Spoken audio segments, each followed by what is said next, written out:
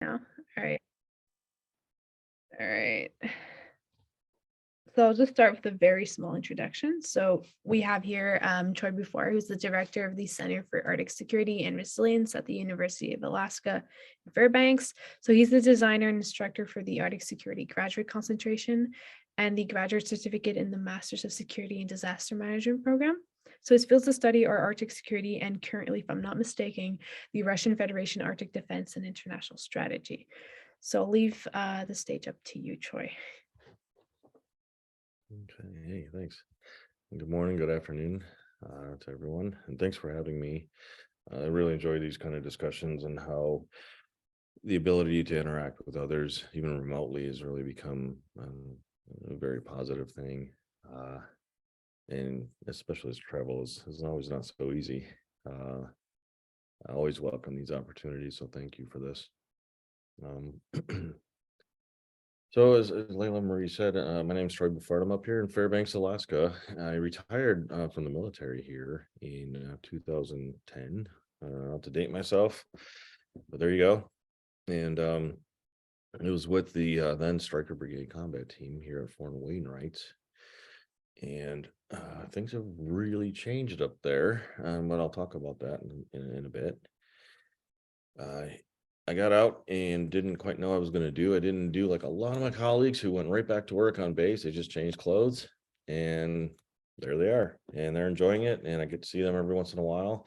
I kind of went in a different direction for no particular reason other than, hey, there's a huge world out there. Let's see what that is.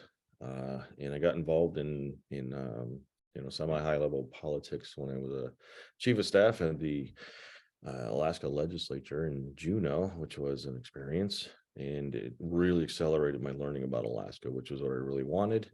However, I could not stand the politics. It wasn't for me. So I got away from there after a bit and landed in academia. And shortly thereafter, my current boss, Dr. Carlson, who's now our dean, asked me if I wanted to stay on full time and teach in this program, Homeland Security Emergency Management. I'm like, all right, it's not exactly my thing, but I'll adapt. As long as there's this like Arctic piece I can do. He's like, got a deal for you. And ever since then, that's kind of what I've carried. And it was not unlike what my University of Alaska Fairbanks here was sort of experiencing.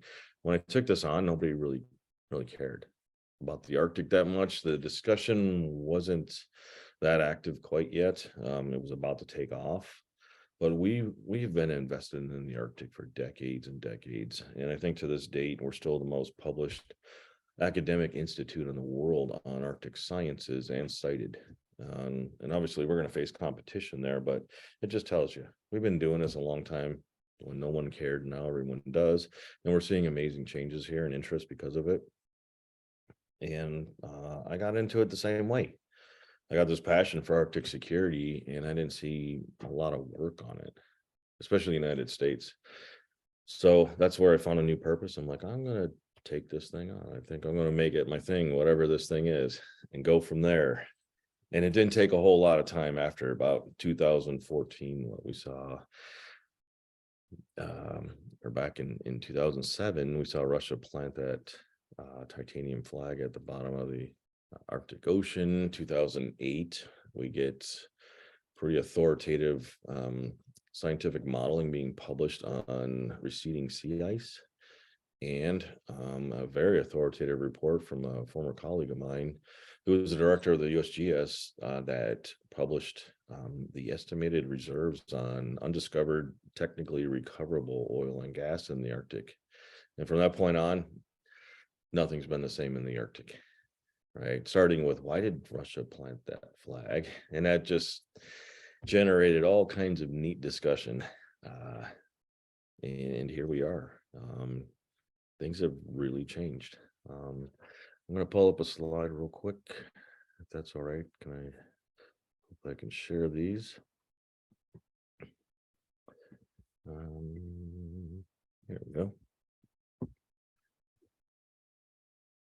So I'm currently the director of the Center for Arctic Security and Resilience here at UAF. Just started that out of out of sort of interest and wanting to fill this gap. Because once I started getting in contact and people were like, you're kind of one of the only people studying this with this focus that you have, like this defense focus. I'm like, oh, okay, well, we'll try to do better and grow the network.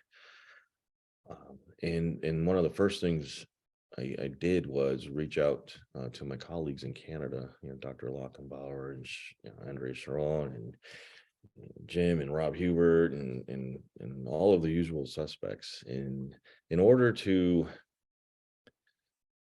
develop maybe what would be parallel to the North American Aerospace Defense Command, NORAD, which is the binational defense command in dual command, NORAD and U.S. NORTHCOM, commanded by General Van Herk right now, who wears both hats, who is in charge of the defense of the entire North American continent. And Andrea and I and some others and Heather, we were like, why aren't we studying and researching defense and security with that sort of construct also? Why aren't we, we're doing lots of US studies, we're doing lots of Canadian studies, we're not doing both US and Canada, US. Why not? Because there's a significant authority that is legally required to do so. So why don't we start doing the same thing? And ever since then, there's very little we do now where I don't go, what can I get from Canada to add to this conversation and vice versa. And it's just been phenomenal. And if you're familiar with our network, the North American Arctic Defense Security Network, it's been quite the journey. So I've been working to be kind of the US lead on that side. And that's really developed nicely over the years. And we've gotten sort of the North American look in a decent place. And we've had to, keep ourselves nicely grounded on the European side, always looking at Russia. And as of early this year, a lot of stuff has changed. And I think it's a good time to discuss this. My center, we do a lot of stuff, right? I come, from an operational background, obviously 22 years in the military, plenty of that with NATO. And that taught me a lot, and at some combatant commands. And I'm still working very closely with NORAD and U.S. NORTHCOM, one of the 6 geographic combatant commands, and that one being here, where the Arctic is part of their strategic responsibilities and over 50% of their responsibilities, right? So we think automatically in terms of the Arctic quite a bit. And I speak that language, right? Defense is a different language. It's not just acronyms either. And I'm going to show you one of the most prime examples of how that is and why, right? And I've gotten down to the tactical level. So I mentioned that I used to work I was assigned here locally at Fort Wainwright with the Striker Brigade, which has changed as of May this year to the 11th Airborne Division. So it's been reactivated to the Arctic, the only Department of Defense unit that is assigned an Arctic mission that's ever been, right? So they're up and running since May, and I work very closely with former and the current commander, General Brian Eifler, in terms of helping what is going to be a very, very significant transformation. Because not everybody realizes just because we've had units in Alaska, they've never had an Arctic mission. So everything they've done, all their equipment, all their training was not designed for that. So literally starting from scratch, even though we've been here for decades and decades and decades. And I know what pain is involved with that and what challenges, difficulties, opportunities. So when this happened, I jumped in head first because this is really kind of my passion, being a former Army guy. Work closely with JTF North, General Godbout is an amazing commander and his crew, and CJOC, and helping Nadson to provide all the value we can at the speed of relevance, led by Dr. Lockenbauer, which has been just phenomenal. I've also been very fortunate early on, once I kind of started dabbling in this Arctic stuff, to get involved with the Arctic Council. And I've been part of the U.S. delegation in the past and other working groups. And I'm currently working on a project with the Arctic Council. So I've learned a lot about the diplomatic world, at a modest level. But you talk about a different language. That really shocked me. But that gave me amazing perspective and an education you just can't get anywhere that I value. And I want to be able to share that because it's important, because defense thinking is different from foreign affairs thinking, but they got to work together. And we know how important that is. I've been lucky to work with, NATO organizations, currently wrapping up a project with the NATO Strategic Communications Center of Excellence. So they got 20 centers of excellence now in NATO that provide the official information to the member states. And I've been active with them for about the last 4 years when they started working on Arctic stuff. And it's just been just a huge rewarding experience for us. Working on some new stuff on the RAND, which is quite interesting. And it's going to probably consume most of my time for another couple of years, but couldn't ask for more. So, among other things. So I've just sort of walked through how I've got a lot of fortunate experience with defense organizations around the world, and that's a language, and it's a little bit different. I'm going to give you an example here in a bit.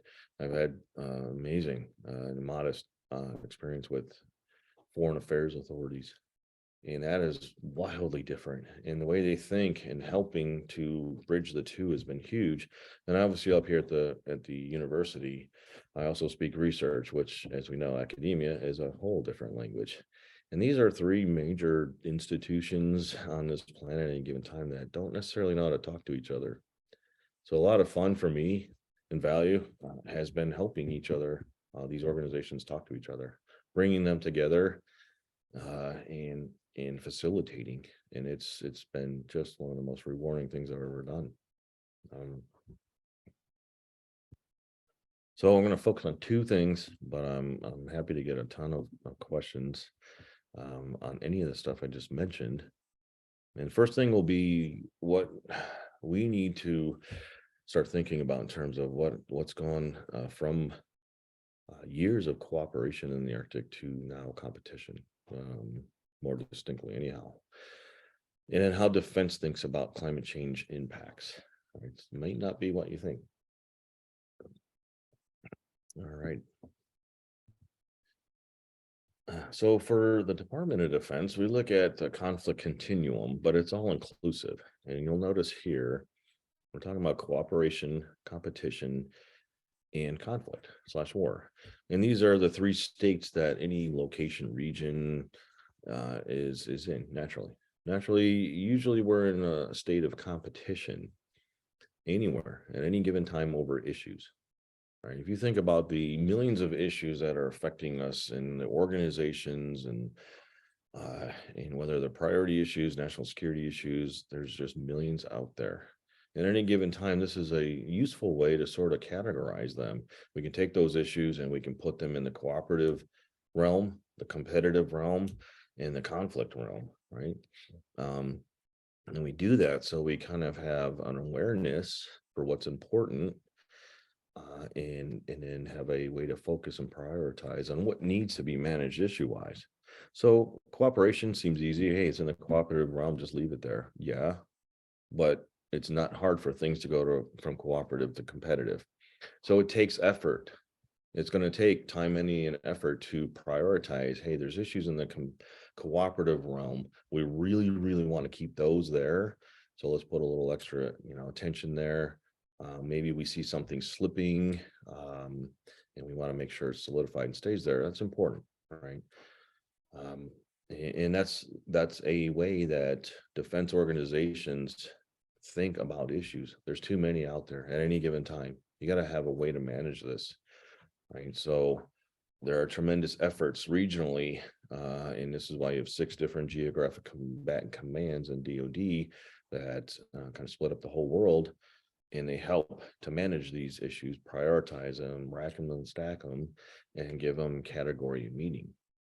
Right. So there are those things, and DoD and defense organizations have a pretty strong role in the cooperative realm and keeping things cooperative. Right. This is why we have our service members all over the world sometimes, because they help to strengthen cooperation. They help to maintain that. They help to conduct confidence building, which is really important. But at the end of the day, most issues, most states are in a natural competitive sort of disposition, right? That's what we see.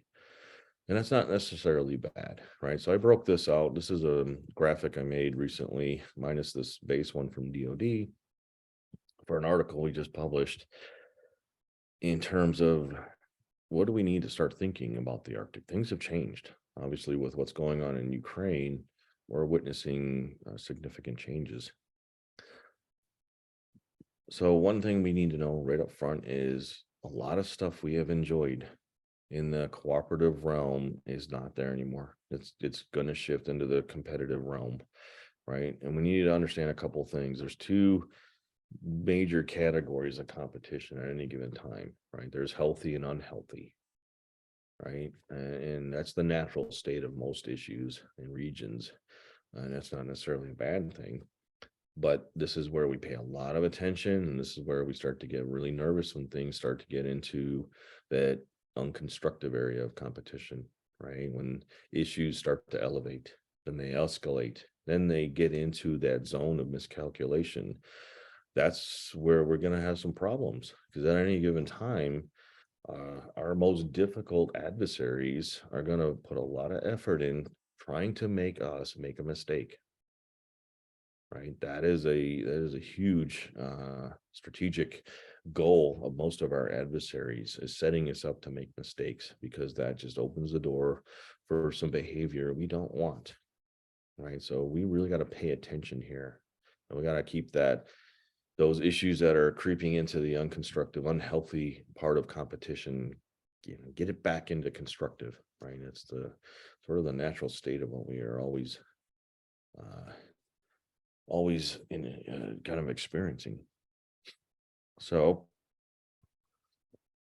and this is what DoD uses largely to help manage awareness of issues, right? Because national security issues and priorities, interests are largely managed by the foreign affairs authorities, right? GAC and the State Department and so on and so forth.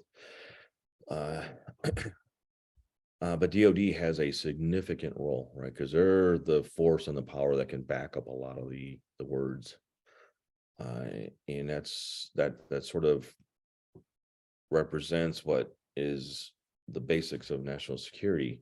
Foreign affairs and defense authorities kind of carry the daily massive burden of national security at any given time, with lots of support from the other agencies. But the two primaries, definitely foreign affairs in the lead, supported generally by defense authorities.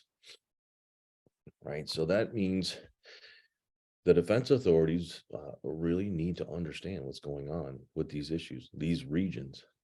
They got to be prepared. They got to do the studies. They got to educate. They got to be educated. So they're part of the solution and partnered with the foreign affairs authorities, because you never know when there's going to be a task that the defense authorities need to conduct to really emphasize something that's a national security requirement. So defense authorities can't wait for something to blow up in some region to start learning about it. We got to learn everything we can now so we can be part of the discussion and part of the solution as stuff happens. Right. So this is a tool. This is sort of a way, in a broad sense, 30,000 foot view where we look at issues. Right. There's too many out there. Hopefully that makes sense. It's a quick intro into sort of this very dynamic world.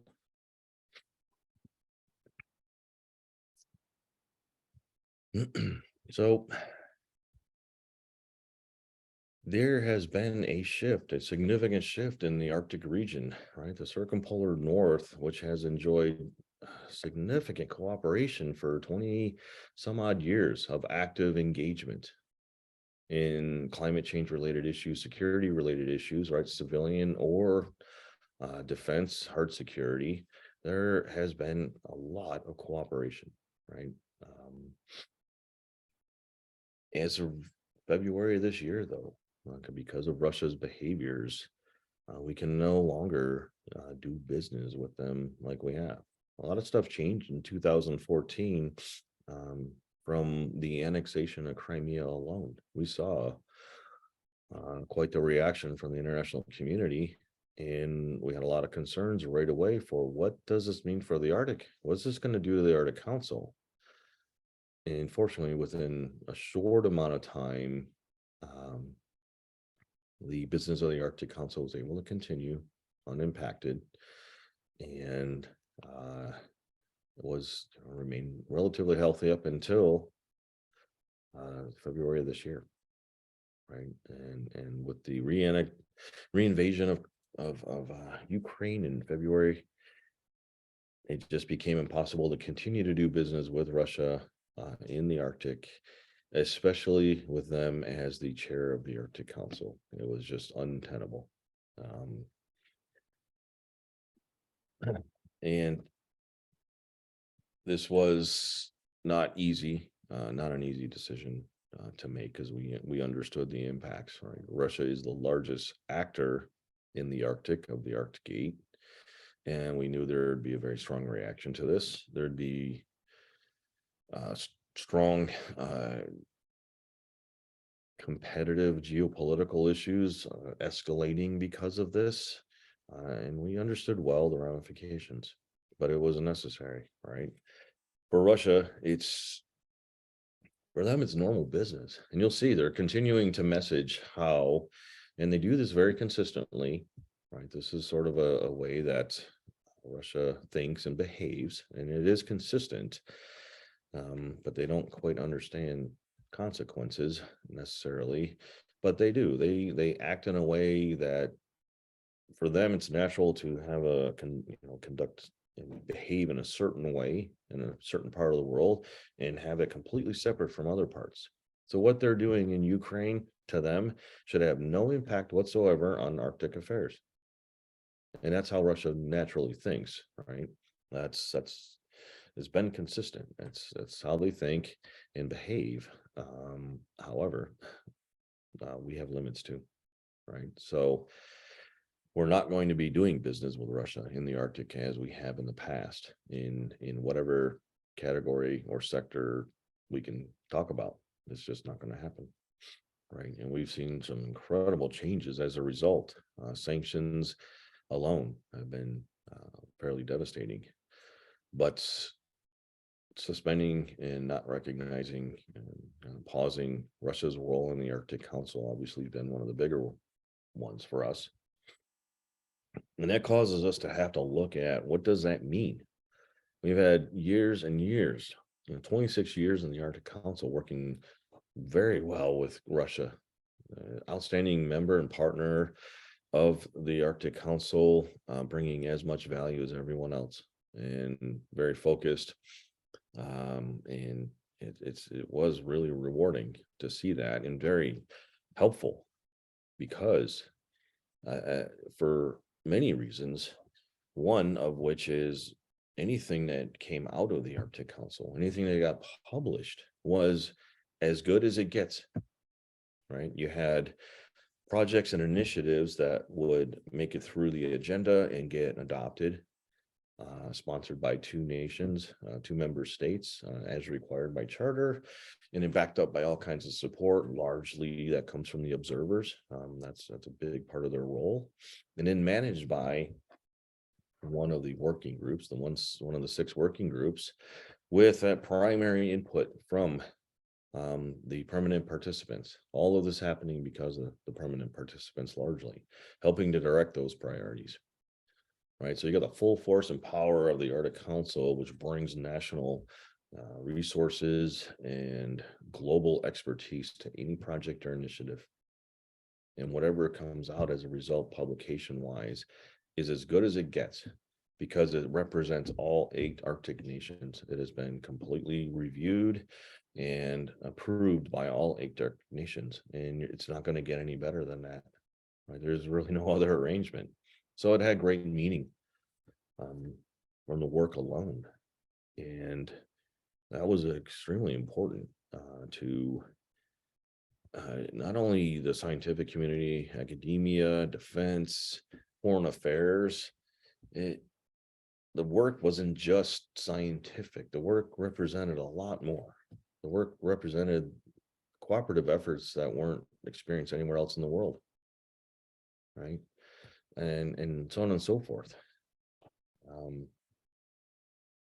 So with the changes, the shift from cooperative to competitiveness, that's going to probably be experienced in the Arctic now, given the changes. We got to understand some of the basics there, which seems sort of obvious, right? It's like, no duh, things change, and but in the diplomatic world alone, whether it's civil diplomacy or military diplomacy, these nuances are extremely important, right? It can sometimes take years and years and years to build up any trust to deal with any issue. And the changes that you're going to experience in having to deal with an issue, whether it's cooperative or competitive, are important. And let's look at, we got a few here. The ability just to communicate is going to be hindered. Trust erodes. Obstructiveness becomes part of that competitive game, right? And all these things go from nice and healthy, working together, get stuff done, and focused on the issue itself, to a whole different world. And it has, it has important effects. So it has important effects on defense world. It has huge effects on the diplomatic world, and also academia, research. All of these things are impacted. Right. When it comes to the Arctic, obviously it's magnified, because all of us are working on issues and problems that are high latitude based. And some of the most important science involving climate change research right now is focused on that, because we're able to inform the rest of the world more effectively because of our location as a result. And we really need everything to be working very well, because science is extremely difficult under the best of circumstances in terms of being able to inform policy. And we know, we live this every day, the geopolitics of stuff. And even when science is going absolutely perfectly, we understand there's still challenges and problems getting some of that translated into effective policy. So we certainly don't need things changing now, as we are experiencing probably impacts from climate change with more frequency, intensity, and duration than we have in the past. We really need things to stay in the most optimal situation, which was cooperative, right? And I learned this from reading about Martin Deutsch, who after World War II developed and focused. He's a psychologist, and he worked and focused on this thing called peace theory, peace psychology, for the purpose of understanding how to apply that to security issues for the defense world, right? And no one really has done anything compared to him. We understand the world's always in this cooperative, competitive, or conflict mode, but I was looking for any literature that sort of informed that, and I was extremely fortunate to fall upon Deutsch's work, who developed this from a completely different field for this purpose. And I dug into this, and it's just phenomenal. I highly recommend getting into this, because so much of this is applicable, and the way he explains it is very important. It really will sort of unpack a way to understand how do diplomatic authorities think? How do these decision makers and actors think? And what are the big important differences between cooperation, competition, and conflict? Right. So there's been a huge focus and a big help to me in recent years. All righty. One other thing. So in the world of academia and research, and I got hit up by the media and others on this soon after February this year, and the Arctic Council pausing its activities and then not doing business with Russia right now. A lot of questions on what does that mean, right? Understanding there's a huge difference between sort of what the Arctic Council does project-wise versus all the other scientific institutes. They're close, they overlap. They're not exactly the same, but it's still research, it's still effective, it's still needed, right? And the Arctic Council has the ability to establish projects and initiatives, and then it puts together the best teams in the world. I've been fortunate to be on a couple. It's a whole different way of doing work, which is quite amazing. But we all know that scientific cooperation is one of those areas that was crucial, that we enjoyed for a long time in the Arctic. It came with its challenges. Getting permits from Russia to study sea ice and its waters, never easy. I got a bunch of researchers up here that I'd love to tell the annual story of how painful it was for them to gain access to anything. And they're former Russians too. So never easy, but doable. But now it's just going to be a lot harder, if even possible. Right. And in world academia, in science and research, for those out there that are involved in this, and for diplomats and defense authorities too, hopefully this helps them to understand in our world there have been enormous impacts. This is what happens when you shift to competition, right? We're already under the best of circumstances. We deal with this constant thing that sheds doubt on our work always, and it's known as uncertainty, right? And we're highly accountable as researchers. We are extremely accountable about our uncertainty, and we always present that in whatever effective metrics with emphasis, because we never say 100%. There's no such thing as that in research, right? There's never 100%, especially when it comes to climate change, right? So everything we do, all our results always come with limitations and uncertainty. And for us, it's very natural. But in the political and geopolitical world, that can be sort of interpreted differently, right? So cooperation was an area where we could reduce uncertainty. And in terms of that, one of the more important things and culminating events of a lot of research is being able to develop scientific models, right? When the whole world comes together, a scientific community is able to say, we've tested all of the algorithms, all of the formulas, all of the data around the world to these, and we have one model. This model is the one we all agree on, right? That's very powerful. That's a way to help convince and inform policy, probably as good as it gets, right? With the least amount of uncertainty. So when you get global consensus behind something, what that looks like often in the scientific world is, an established scientific model, right? Scientific cooperation is required for that, right? We have got to work together, because you can't establish authoritative models by just studying stuff in your own backyard and going, hey, look, here's how this works. It doesn't work that way, right? Perfect example in one of our recent publications was how this works in the world of permafrost. Right? We got boreholes all over the world that we know about, that are reported, right? And we got all collected in a global database, like the central database that exists right now. One of my co-authors, who's the director of this, manages. public sector, private sector, you name it. Boreholes are basically just tons of data points and will tell us all kinds of stuff that would be valuable data in terms of taking maybe the formulas or calculation algorithms you can develop in Alaska.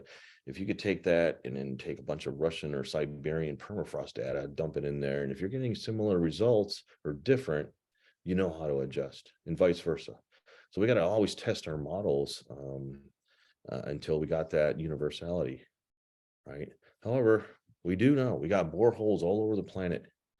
All of them. They're, not everyone, all the ones that are known are all in the database. And you can go to the database right now and look, and they're there, they're listed, and in the data column, empty. Absolutely empty, right? And the reason this happens isn't necessarily deliberate, it's a default state. The reason we don't share data is because you never know what can be done with data to sort of reveal something about a competitor that is undesirable, right? So the natural state of most nations, especially those that sponsor research, is to say, hey, you can't share your data, right? It's not deliberate out of sheer paranoia. It's just with enough data, you can ascertain important stuff about an adversary.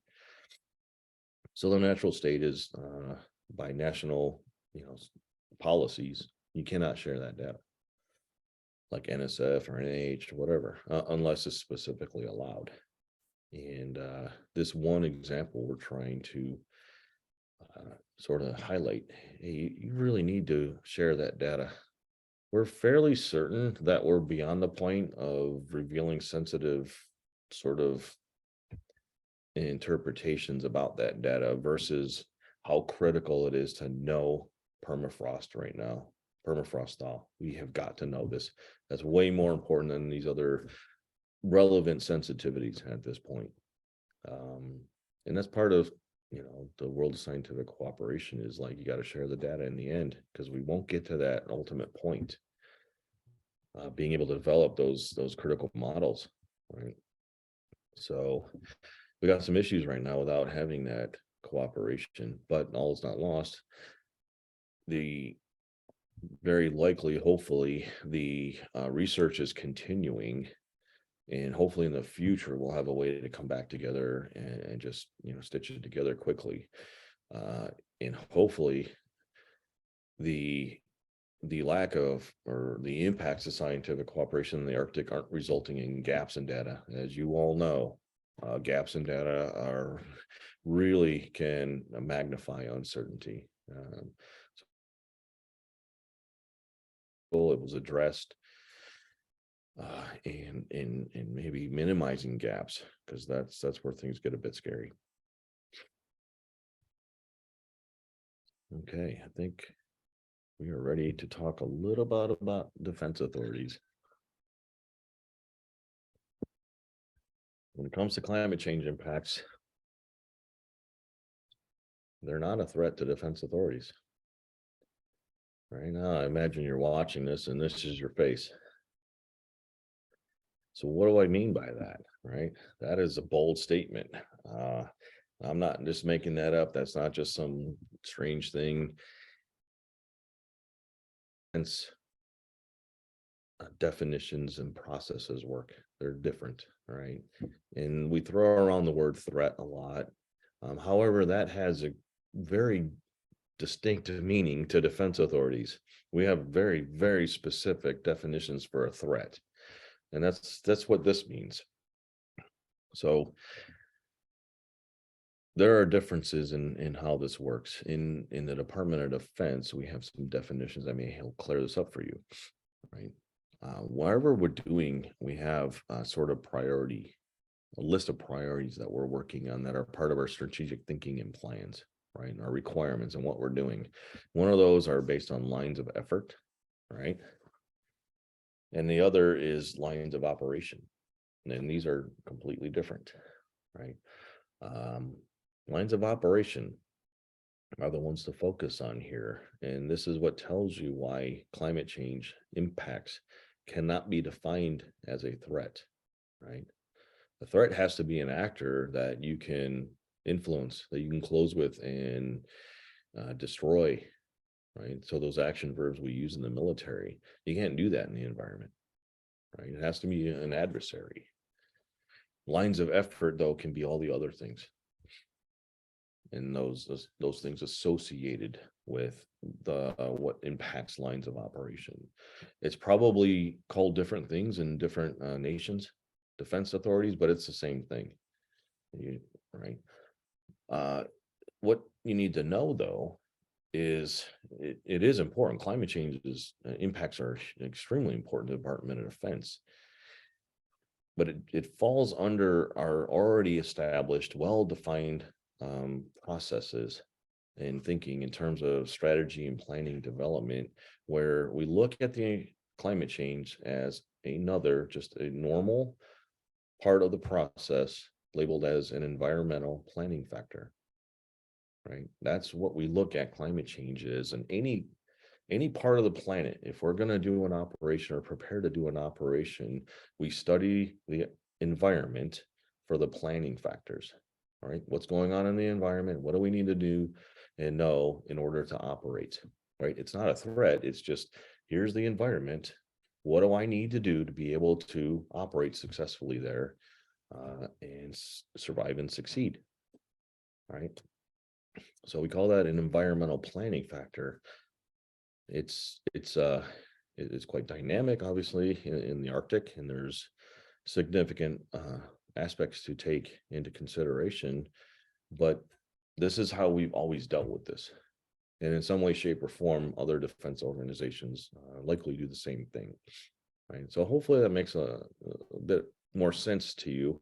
And what I would tell everyone is this should hopefully spark some ideas about what your role could be in this, right? Especially the future leadership, right? All of you studying the Arctic and climate change impacts, you have more power than you think. You're the future. You're the future leadership. We're stumbling on this. Things are happening, all kinds of different categories and sectors of competition, and we're just trying to keep things together and hopefully prepare you and pull you into this so you can take over and lead, right? So if defense authorities think about the Arctic climate change impacts in terms of an environmental planning factor, somebody needs to help them understand what that is, right? And that's you all. That's where you come in.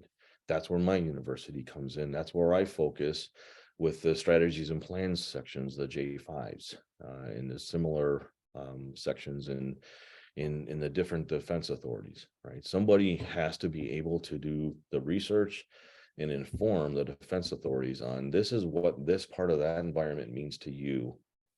Use it however you need. Here's the information.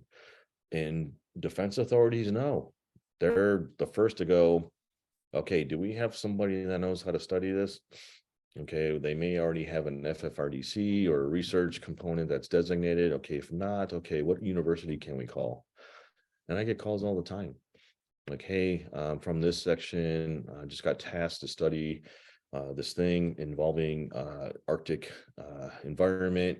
And we need to know this thing about conducting expeditionary operations and how do we deal with like wastewater management? Can you do that for us? And like, yes, we can. Absolutely. So that's only going to accelerate, right? And defense authorities are going to need all the help they can get internally and externally on how to inform those environmental planning factors. Because as we all know, we don't hardly know anything about the Arctic, let alone how to operate. So it's a wide open world for you all. And I hope this maybe sparks a little bit of ideas on what you could do in the future. All right. So a lot of that may be, lines of operation directly involved, could be line of effort involved. Right. So the defense authorities are absolutely thinking about climate change impacts. They just do it differently.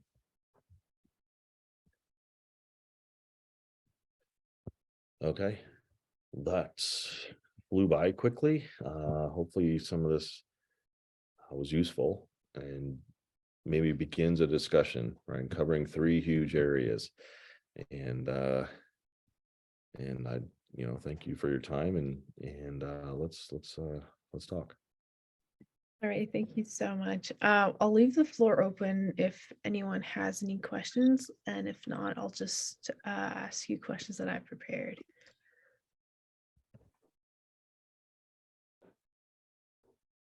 All right.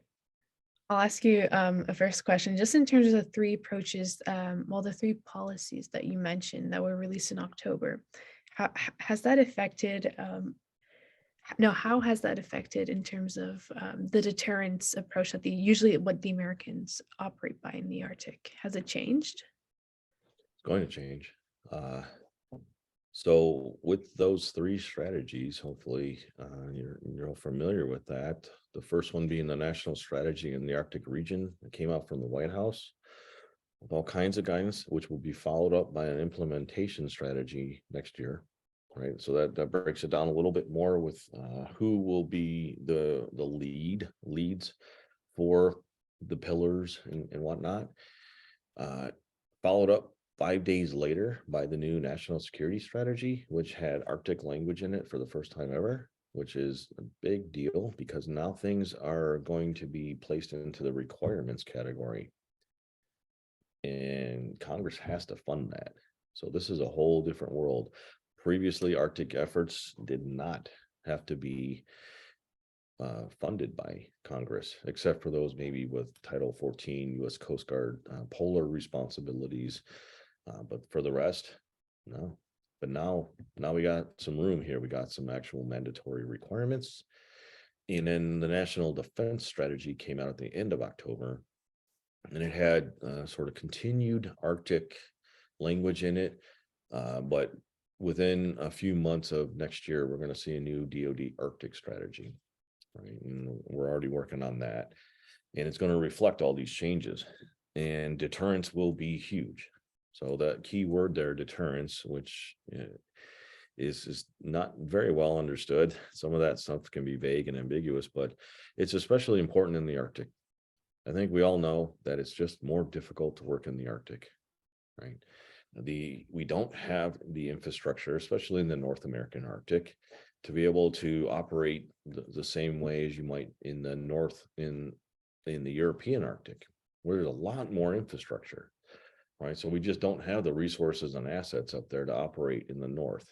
So if something happens in the North, in Canada or the United States and here in Alaska, we tend to surge resources to take care of that issue, right? We both do that.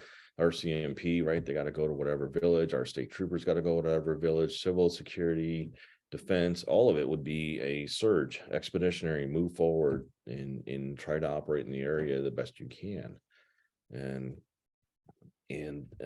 for anyone that's ever done that, or even if you can imagine what that's like, and we'll tell you what it's like,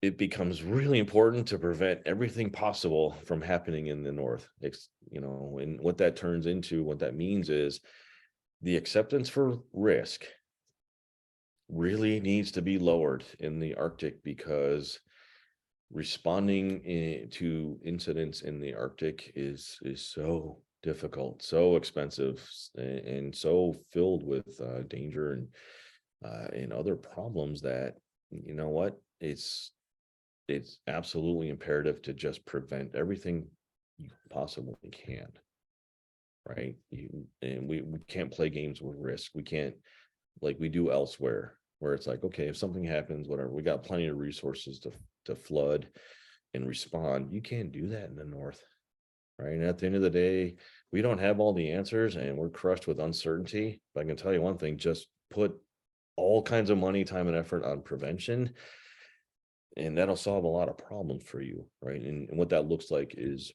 at the end of the day, in the defense world, it looks like deterrence.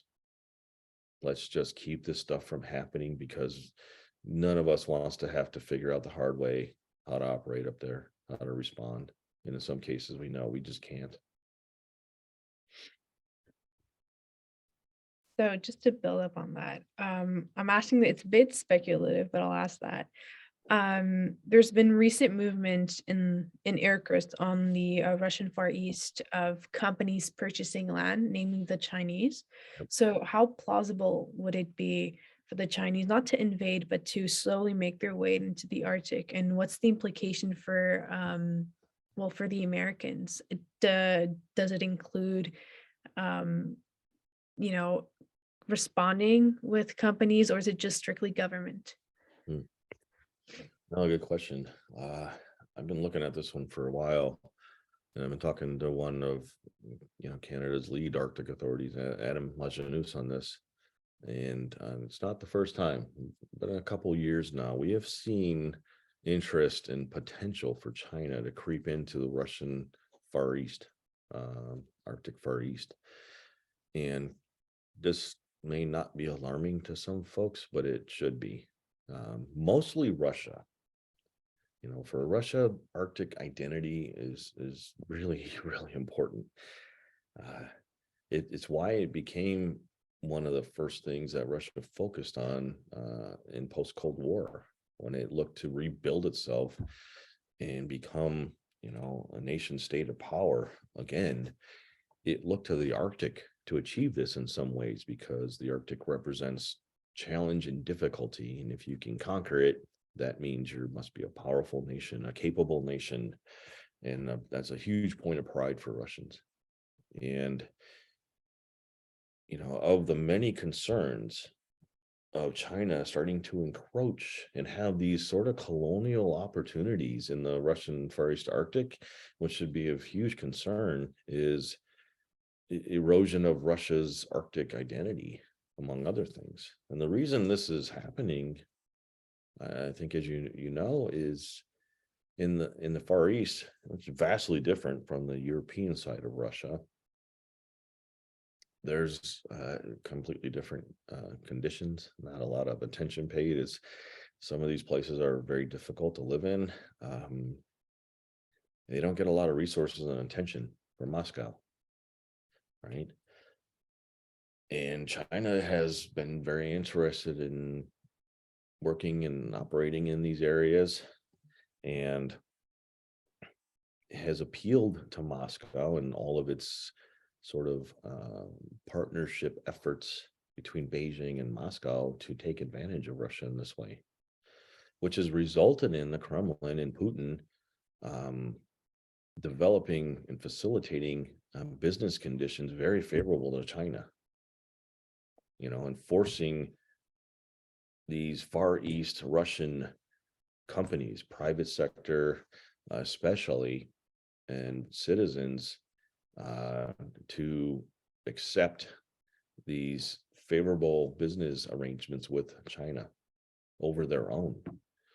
And that is a very concerning development, when you think in terms of, like, China thinks in such long terms, that we all know too, you don't give China one foot in the door, right? You got to be really careful about this. And if you start developing these conditions where it's allowed to entrench itself, we know how that results sometimes. So Moscow's behavior and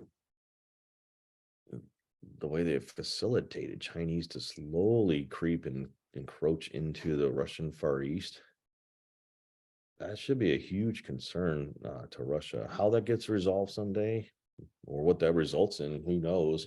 It probably won't be pleasant one way or another. And for us here in the North American Arctic and elsewhere, we got to look at now another area or sub-region that could be potentially unstable, right? So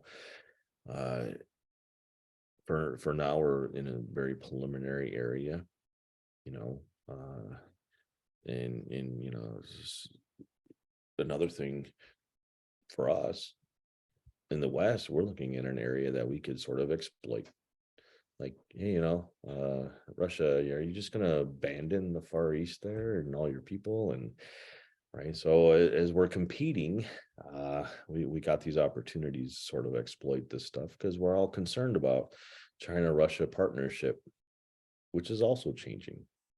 and like Russia and our adversaries in China, we're going to look at ways to sort of wedge that partnership, their effectiveness of working together and compete against the West and neoliberal democracies.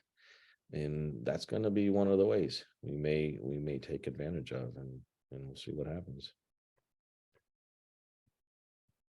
Do you think it's going to impact in terms of policies over sovereignty, especially on the American side? Because you have the Arctic Circle and the 5 nations or states that do hold their titles, with other external nations slowly creeping up upon. You have like some Arab nations that do hold companies up there. Mm. You have the Chinese and others. How plausible is it for it to just completely destabilize? I don't think Russia would let it ultimately, but and depending on the amount of resources to be produced up there is going to be critical too. But for Russia, you're talking about direct impacts on some things that are national priority, like the Northern Sea Route, right? And in some crazy scenario where maybe China's dreaming of the day it can take over a little slice of land up there in the Far East and then start calling itself an actual Arctic nation, would be really hugely beneficial, and kind of ironic in a way. As far as destabilizing, I don't think Russia would actually let this happen at the end of the day, but it's hard to imagine. Part of this is you got to look at the economic value for China. This is a very difficult thing to measure, and I can talk more about the Russian side more than the Chinese side. But I'm trying to stay up on things as much as possible. But looking at the China side, in understanding at the end of the day, we got to keep asking ourselves the first question, which is how important is the Arctic to China, and whatever interest it has in the Arctic at that moment. And that's not easy to do, right? It could be something that is very, very long term that China's thinking about, and that would have to fit these things that we do know about China, which is, what does the Arctic mean to China now? Well, not a whole lot in the grand scheme of things. When you look at the whole world and how China is managing and competing in the whole world, the Arctic is a part of its polar thinking. So the Arctic isn't necessarily separate, right? It's the polar part that is a component of global importance to China. And it's not even the bigger part of the polar program, right? Antarctica is far more important than the Arctic to China right now, especially since the Arctic is not working out so well for China in terms of access and influence. But it is part of its polar thinking, and the polar component of importance to its global endeavors is significant. And not unlike Russia, some of the things that are acceptable and valuable to the Chinese people that they do appreciate about the regime is getting into the Arctic, into those severe environmental conditions, and operating in ways that are technologically and operationally superior to other nations. And Chinese people like that. When they read about the Arctic, what they appreciate, they're not impressed by reporting about the impacts of climate change to like food security for them. That's not what's in the media and exciting and interesting for Chinese people to read. What is when China's in the Arctic doing scientific endeavors and conducting engineering and technological feats. They like that, right? That's acceptable to them, and that is an acceptable part of the regime's performance. And And thus, that's sort of how the regime versus the PRC sort of behaves. And this is what I'm being taught and learning and seeing, as far as where, how important is the Arctic to China? And that's where we see things really that can help us to explain Chinese interests and behaviors. That's what we need to know. And then all the things that go with that. And when we know that well, we'll be able to plug in like, okay, what does this Far East thing mean then? What is the potential there? The same way we've looked at, okay, what did all that Greenland investment potential look like? And why were they doing that? And when we quickly unpack that, when China did make a move, we kind of knew what to do. All right, we had some good partners and we landed in a good place. And China has largely failed to economically entrench itself in the Arctic, but they're not done, right? They're not done, not even close to done, right? They tried to, in pursuit of their goals, we know that China's number one goal, plan A, was to gain access and influence to governance in the Arctic, right? That's been their number one goal, right? And plan A was get in there with sort of brute force policy and rhetoric. Started off with, hey, we're a near Arctic nation. We're like, whatever. Nope. And they kept pushing it and they tried and they tested that out. And then it landed in the white paper and policy. And we're like, ain't happening. Nope. So they stopped. They stopped saying that. You're not going to see China's officials really say that anymore. They're done with that phrase. They realize it's ridiculous. It ain't working. And for the West to kind of keep saying that and throwing that in their face, it's not a good idea anymore. China's moved past that, so we look a little bit silly, and we need to keep up with China. So they're thinking something else. Plan B: entrench themselves economically, start buying up everything, get access and influence by getting prime land in Iceland, working out things with Finland, maybe getting us some access to that Arctic corridor idea they're thinking about, linking to Europe, get into Greenland. Let's invest in those international airports they want to do. Let's start boosting mining. Let's kind of do all these things that we can do. And across the board, everyone's like, nope, nope, nope. Canada, diamond mines, nope, get out. Nope, nope, nope, nope, nope. So poor China has done very little in terms of reaching what we know as foreign direct investment levels, that ultimate level of really entrenched economic activity. So they've been reduced to the non-investment level economic activities, the smaller ones. And those smaller ones are what they try to work on in terms of developing those into the foreign direct investment. That top level, we are economically entrenched. We basically own you. That's what they wanted in the Arctic, and none of that developed that way. Right. So that was plan B. And it's kind of failed all over the place. And they know it. Right. And stuff I've talked about with the State Department and DOD is like what we need to think about now is what's plan C through Z, because they're not done. Right. So, and all of this needs to fit in with like, what is the importance of the Arctic to China? And in any given day, that's not easy to answer. And then you see these little movements. Okay, Far East, what's going on there? It's not easy, especially with China. They think so differently, right? They're planning for 50 to 100 years ahead with a little shift now because Russia's performed so poorly in Ukraine and the world is basically crushing them that they probably had to go back and start thinking about, yikes, okay, we didn't see that one. What can we do to take advantage of this situation? Russia and what else? We see what's happening.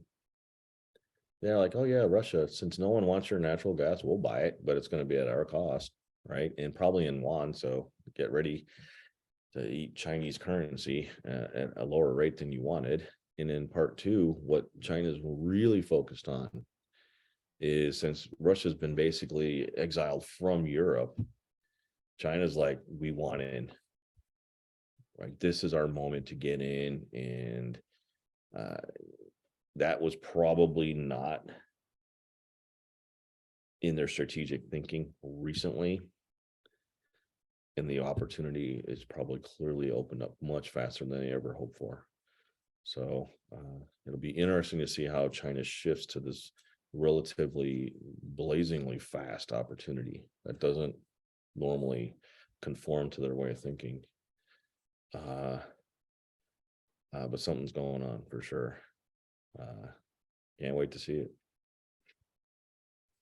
Taking a look at their treaty on friendship, and most of the agreements have been on, building economic prosperity between them, the whole policy, and slowly moving into Siberia, just very slowly moving into them. And then I don't know what they hope for, but getting into the Arctic.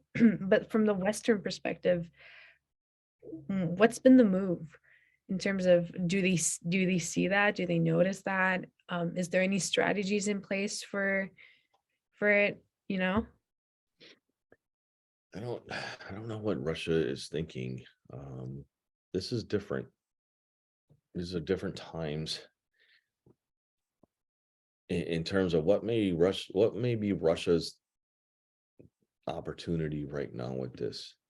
They know this is going on. Most Russian people, and officials and citizens alike, don't trust China at all. Right. So they've just been conveniently partnered on these things.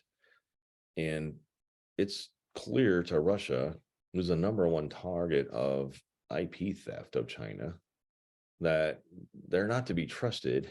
This partnership, everyone's like, what is the end game to this stuff? Because this will not end well. What's going on here? They're tracking, they know. And I'm a bit concerned in terms of Russia is sort of in such a bad place right now. And they've lost most of their geopolitical meaningful friends, that they're left with China, who's in a position to really take advantage of them, but bail them out of a lot of, big problem areas. That Russia, to me, I'm concerned that Russia knows this, but they also know they have no choice. And I'm wondering if their plan is to basically just milk this for all it's worth out of China, and then someday just shut them out of the room or force them out or do something that would be extremely concerning to the West. Make a power move to end that relationship once it's, once it's sort of run its course or become unmanageable for the Kremlin, right? And I'm wondering to what extent, okay, with that, so now I'm doing the back and forth game. Okay, if China knows that, then how are they going to manage that and be so careful so they can milk this for all it's worth? And that cycle has been spinning in my head for many months now. And we what we do know in watching Putin's behavior has been very telling, because he knows this is happening. So he's not trying to put himself in a really bad position that forces Xi Jinping to make a statement that makes it very clear here's a limit to our friendship. And it's been very close, right? They got this nice statement on friendship, but that's eroded big time. They need to redo that document. They're frenemies at best right now.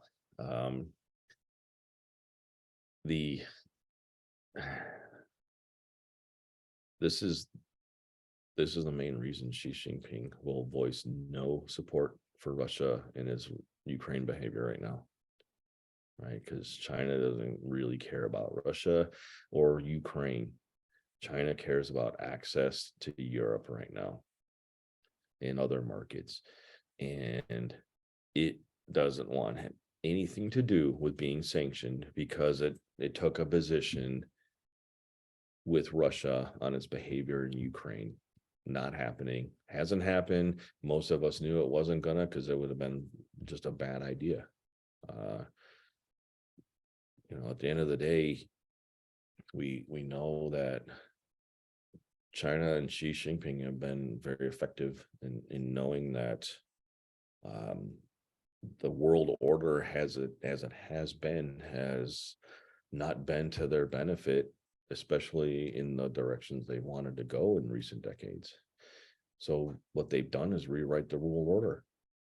They created their own new World Bank and other massive international institutions because they don't want to deal with the West anymore. And it's working. Right? And that's all, kind of tenuous and whatnot. But what China's not going to do is endanger all of that to appease Russia and show a little bit of support for Ukraine. Ain't happening. So as fast as concerning as this partnership was developing, this started to erode pretty quickly. In the SCO meeting in Central Asia this summer, was it August or September, really showed the limits of Putin's friends out there, especially Xi Jinping. He took one picture with him and he wouldn't be in the room with him after that. So there's obviously some movement going on. And none of it's good for Russia. And it should be a very huge concern to us for China, because they're really playing things carefully, strategically, very smart. And the focus is Europe. And I think at this pace, it's gonna expose these problems between Russia and China. This is really bad for Russia, and I don't see a lot of room for them to save face, to take advantage of and show strength and partnership with China anymore. Like it's just not working out. These positions are falling apart because they sort of require these commitments that China's like not touching it. There's just more and more of that I see, and I can't see this ending well.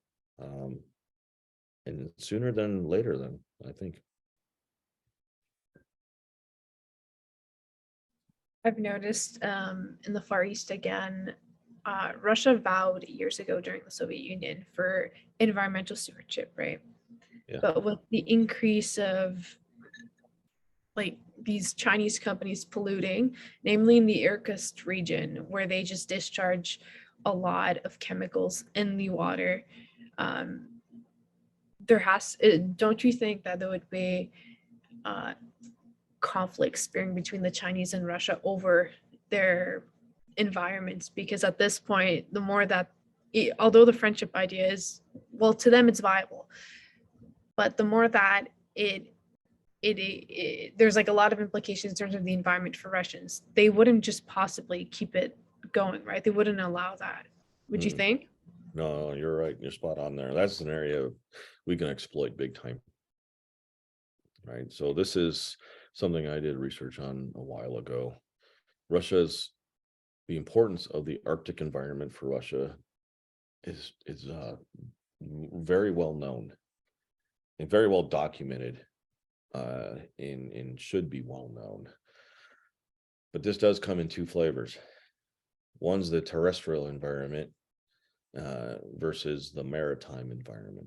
So post Cold War, the West was tracking a lot of problems, especially in the Murmansk region, in terms of pollution that was Arctic related. It's the nuclear center of everything Russia. And post Cold War Russia, some of the groups got in immediately to the areas we knew were huge problems. The nuclear storage facility, waste storage, was the first thing that got targeted, and quickly, especially with Norway's help, who contributed more money than anyone else, started to deal with environmental issues in the Arctic. And Russia, and Putin at that point, they fessed up immediately. They knew, and he had already started sort of his strategic goal by admitting, yep, we did some bad things in the Arctic. We want to clean it up. So the G20 pumped a ton of money, and Putin at that point developed policies and requirements for maintaining developing and cleaning up the Arctic maritime environment. We're talking the coast and everything in the north, water related, very deliberately. And he showed the world, constantly showing the world all of the efforts Russia is doing to remediate the environment and then keep it absolutely clean. Here's policies, here's organizations that are going to oversee this stuff, here's programs, here's money, here's a lot of pictures. Look at all this stuff.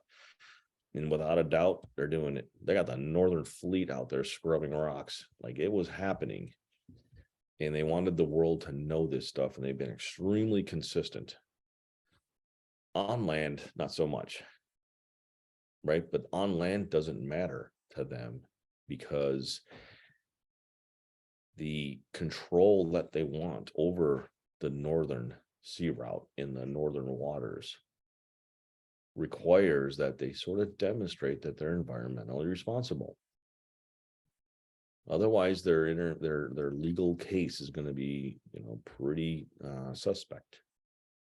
So he knew this, and he understood. Okay, if I'm, ultimately, I'm going to control access to the northern waters of Russia.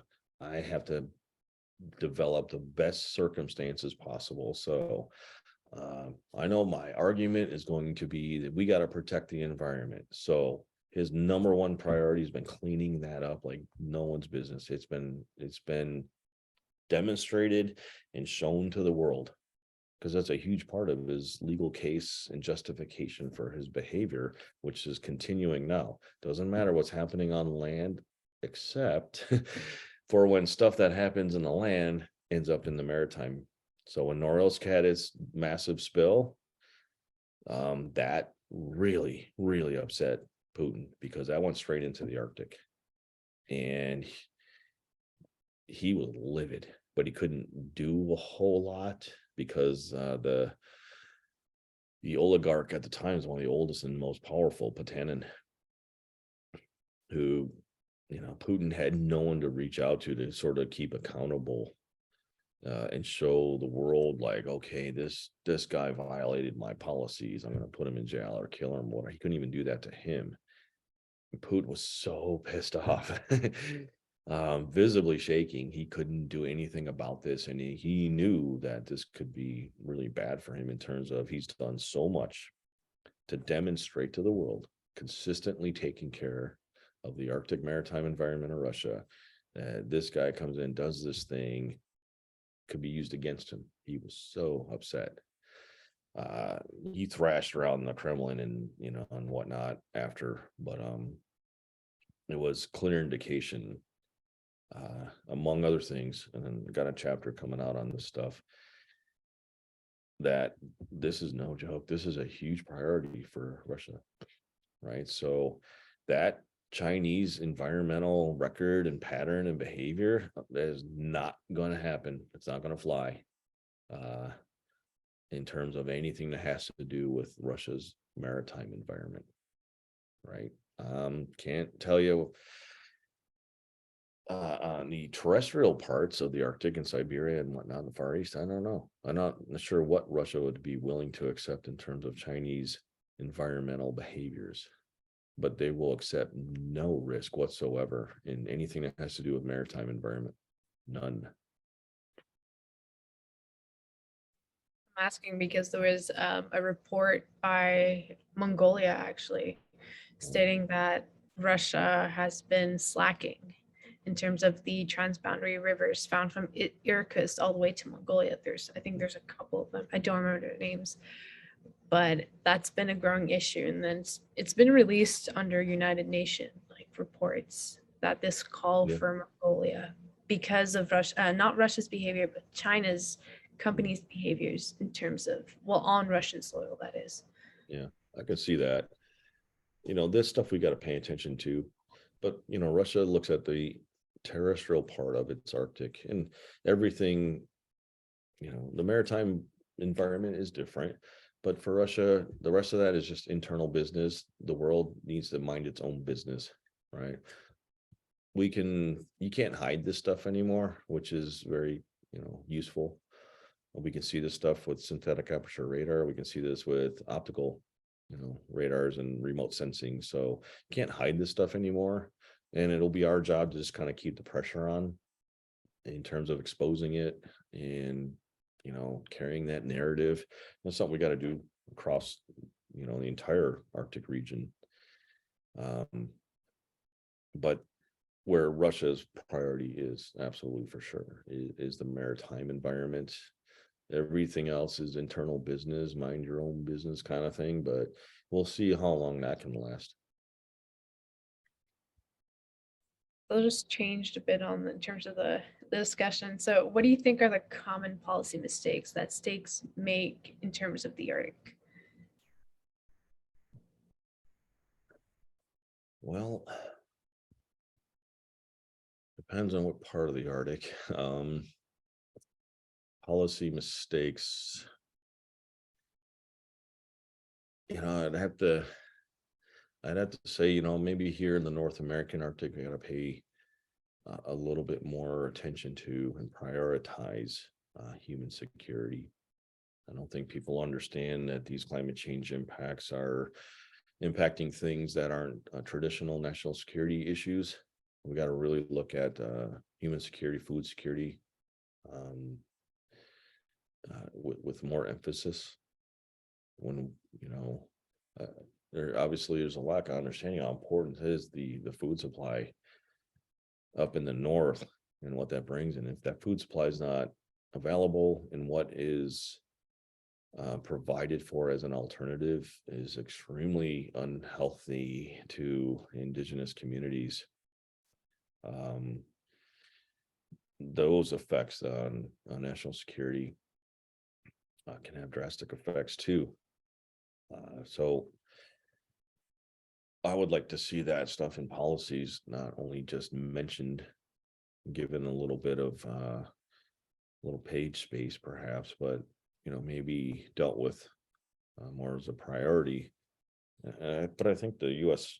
new strategies are creating the conditions to do so, because all these strategies are very synchronized and aligned. So, for example, using the United States as an example for policy mistakes or policy successes, I think we've shifted our attitudes more effectively and synchronized all the Arctic related recent strategies to reflect the importance of looking at almost all of this stuff under the climate security umbrella. So that's what's leading the discussion and the narratives for us. Is this is all climate security one way or another, and we're going to commit to that, and we're going to work under that premise and that thinking, and that's where we'll develop our efforts and priorities.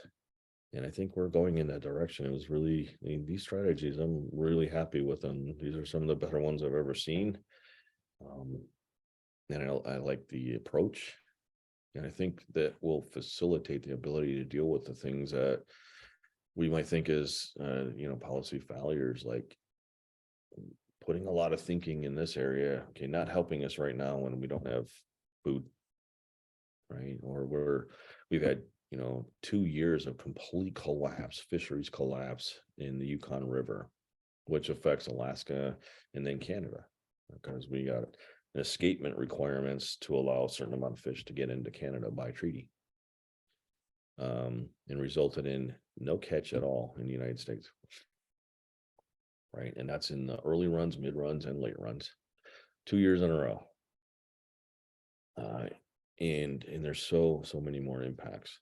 And then you see the results of food security, water security, what that does, and then how that challenges the ability to talk about, okay, we need to put infrastructure up in the north, but you can't feed the people. Okay, so these aren't, or we're not addressing the problem that's resulting in food security issues that we didn't really understand very well, probably don't yet.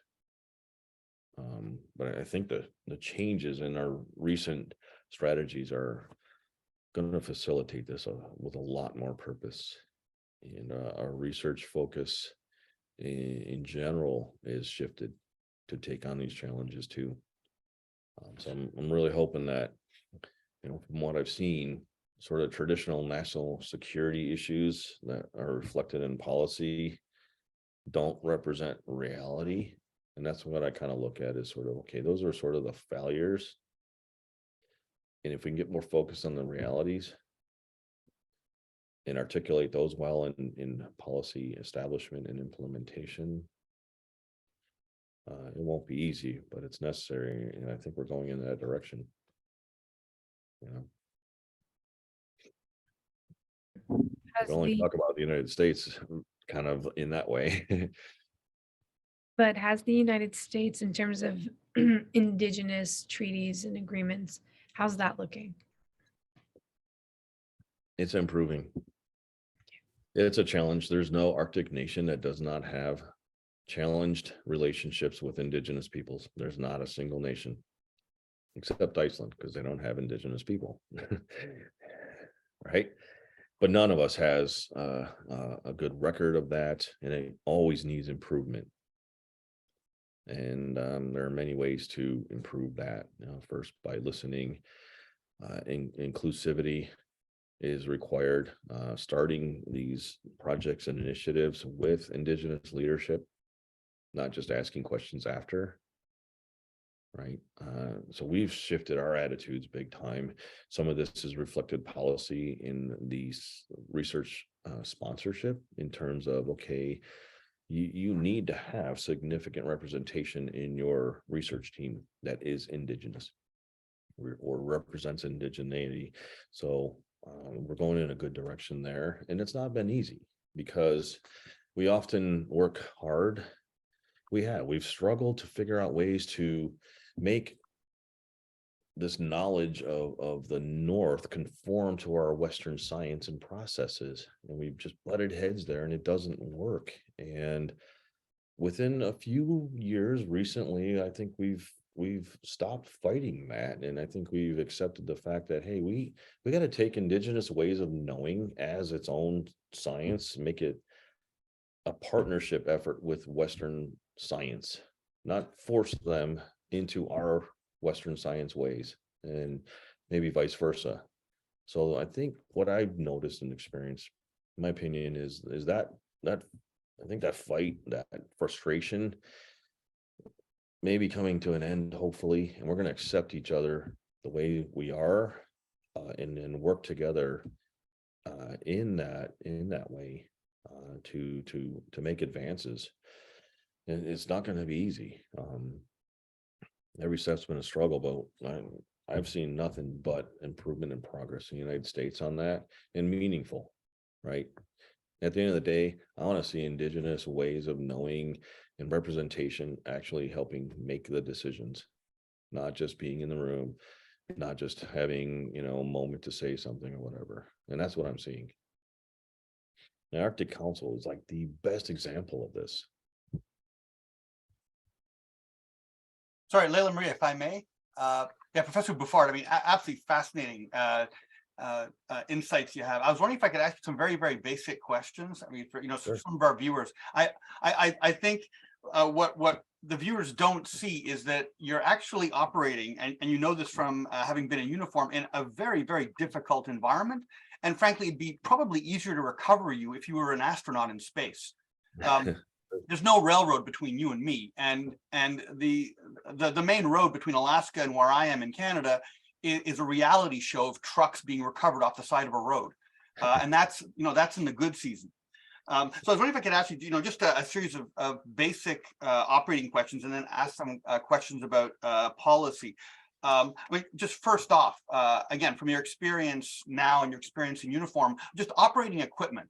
I was an Army engineer for 15 years, and in San Diego, you can still see the cold blue current coming from Alaska all the way down the U.S. coast. Where I am on the East Coast, we have a warm current coming up from Mexico. So you're frankly in the most challenging environment. Just generally speaking, for our viewers, what are the technical limits of getting simple things to work? Trucks, compressors, engines. Yeah, a basic engineering, mechanical, to the digital world. All of it is challenged by the Arctic. These things don't work in the Arctic for a few reasons, right? They freeze up, the batteries, these screens aren't made for it, and there's hardly any internet or communications up in the north, or they're very challenged. From mechanical parts, this is where I learned everything from the elders, indigenous people. We got the most sophisticated stuff on the planet. Sometimes it gets up in the Arctic, doesn't work, and you look around the corner and there's an elder running around in his 50-year-old tractor, works fine, and it's -50, right? And it's like, how do you do this, right? And this is where you walk over and you start learning, and they'll tell you all the things. You got to change your lubricants, you got to change parts and seals. They don't work under those temperatures, even though maybe they've been tested. The reality is they don't, and all of it together. Fuel does not work the same in the north. You have to put anti-gel formulas inside of fuel at a certain temperature, right? Propane doesn't work -40 and below. Like my tanks here and what I heat, a couple things with in my stove, -40, I ain't cooking there. I'm cooking on the wood stove. Seals don't like that amount of expansion and contraction. Lubricants, all of them have to be changed, and they have to be managed in a way that keeps them effective. You got to understand what deep freeze means when it comes to equipment, and that's everything that operates jets, tractors, sleds. It's a thing for a machine to go into a deep freeze state, right? Because there's now this thing that has to be done that doesn't exist anywhere else in the world. You have got to warm this up or it is not starting, right? And this is why we don't turn things off in the north. This is why truckers do not turn off the trucks, right, when they're on the ice roads, ever, because you can't restart that stuff without an enormous amount of effort. And we experience that all the time up here in the military. We got units from the South who learn that the hard way. Fuel, you got to handle very carefully. You got to manage that in terms of adding additives to keep it from gelling up, right? So I got a tank underground that's sealed under my house, and that gets fuel type 1 here, and I got a tank outside my shop here that's above ground that gets fuel type number 2 because that has additives. People in Alaska don't even know, and probably same thing in Canada. Fuel stations, gas stations, they change their fuel automatically, usually by September. They're already adding the anti-gel stuff. If they didn't, and I had this happen once, I deployed once. What was I left in the summer? I came back on an R&R, and it was the middle of winter, and I still had summer fuel in my truck. And it stopped dead, right? I had it full too, because you don't want condensation. And it stopped, and I'm like, what the heck happened, right? And okay, I learned a hard lesson that day. Fuel also, it retains the temperature of the outside, right? It ain't like water where it just starts freezing at 32 degrees or 0 Celsius. It will retain -60 degrees, and it will flash burn you in a second. It's, so there is endless things that are important to understand about machinery, operating conditions. And okay, your sled broke down, your tractor broke down, whatever. Hey, I'm just going to pop over here to Home Depot and get her. No, that doesn't exist in the north, right? So not only do you have to take care of your machinery and keep it running and warm one way or another, now you got to figure out how are you going to fix this if it breaks down, because you're not getting parts. You're not running around to the store and getting parts. So you got to bring everything in triple redundancy and think about that stuff ahead of time. That's what makes sustainment in the operational world probably the hardest thing. We look at the warfighting functions, maneuver, fires, command and control, intelligence, whatnot, protection. Sustainment. That one is so brutal. And we get this in reality. We know this. Had a recent briefing at SOC, North Special Operations Command North, and we had a panel of just logisticians, and they just crushed everybody with like horror of the reality. And they just came from Arctic operations, and that's what's needed. Like that is the hardest part. Your digital world, also hugely effective. All this stuff we're super comfortable with that works great in lower latitudes does not work in the north, or you got to find something else that works, from simple optics on our weapons to communications devices across the board. They suffer greatly. Batteries do not work the same in the north at all. You got something that's working off of a battery, you got to start from scratch. There's endless. Have you seen the beginning of fiddling or modifications to make electric vehicles viable? Has that begun yet? We've had them up here. I think we had a University of Alaska professor this summer ran a convoy up to the north. They're viable. I'm not sure to what extent, but I do know they're working here. And this year the state is investing sort of emergency funding into putting up charging stations along the railroads. We got one main road from Anchorage to Fairbanks. So I think they're going to establish 6 charging points along that. It's roughly 600 kilometers between Fairbanks and Anchorage. I think from what I hear, when it comes to electric vehicles, they work up here fine. But I think some of the problems involve the fact that the biggest drain on an electric vehicle is heating, like keeping yourself warm, right? And other interesting challenges that way. But they're up here and they work. I got friends that had Priuses for 10 years or whatever, and they seem to work fine. Let me ask again, very a simple question from someone who's not in the Arctic. You live under the Aurora Borealis. Are you exposed to more radiation?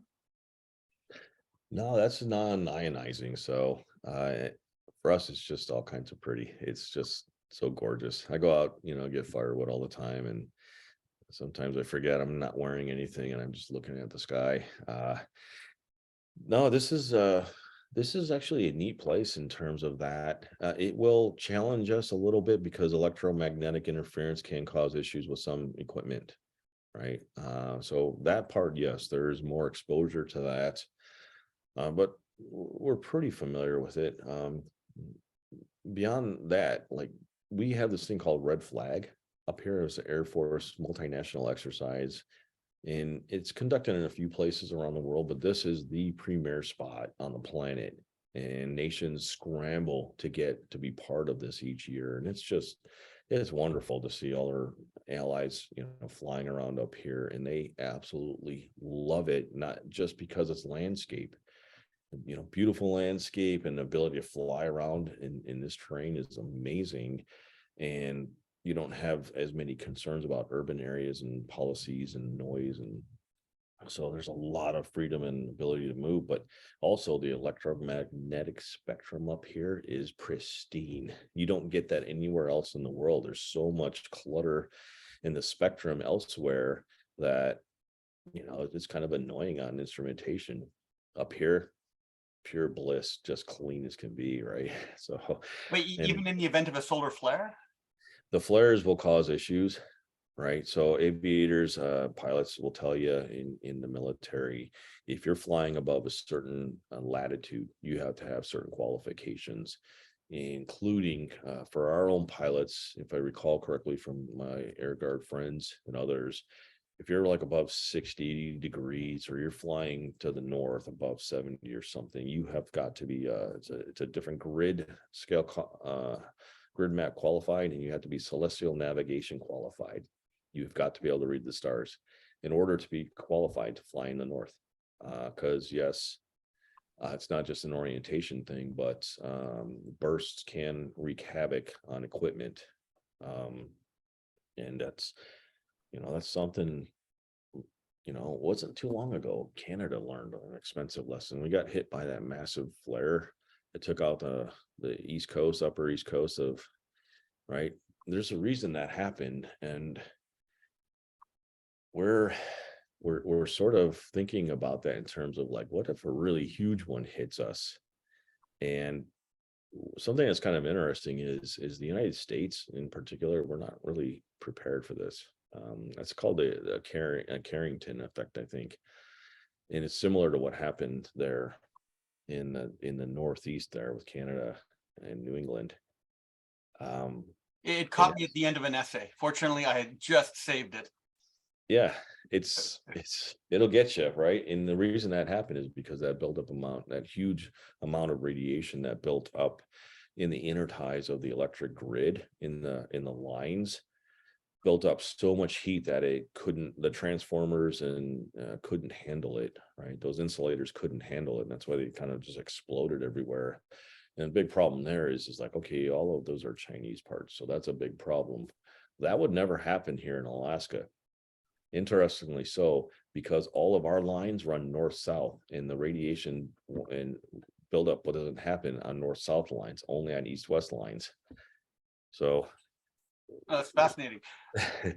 Man, can I ask you to elaborate on the health issue? You did mention vitamin D deficiency, of course, caused by the lack of sunlight. Are there other long-term health issues that typically affect people living in the high Arctic?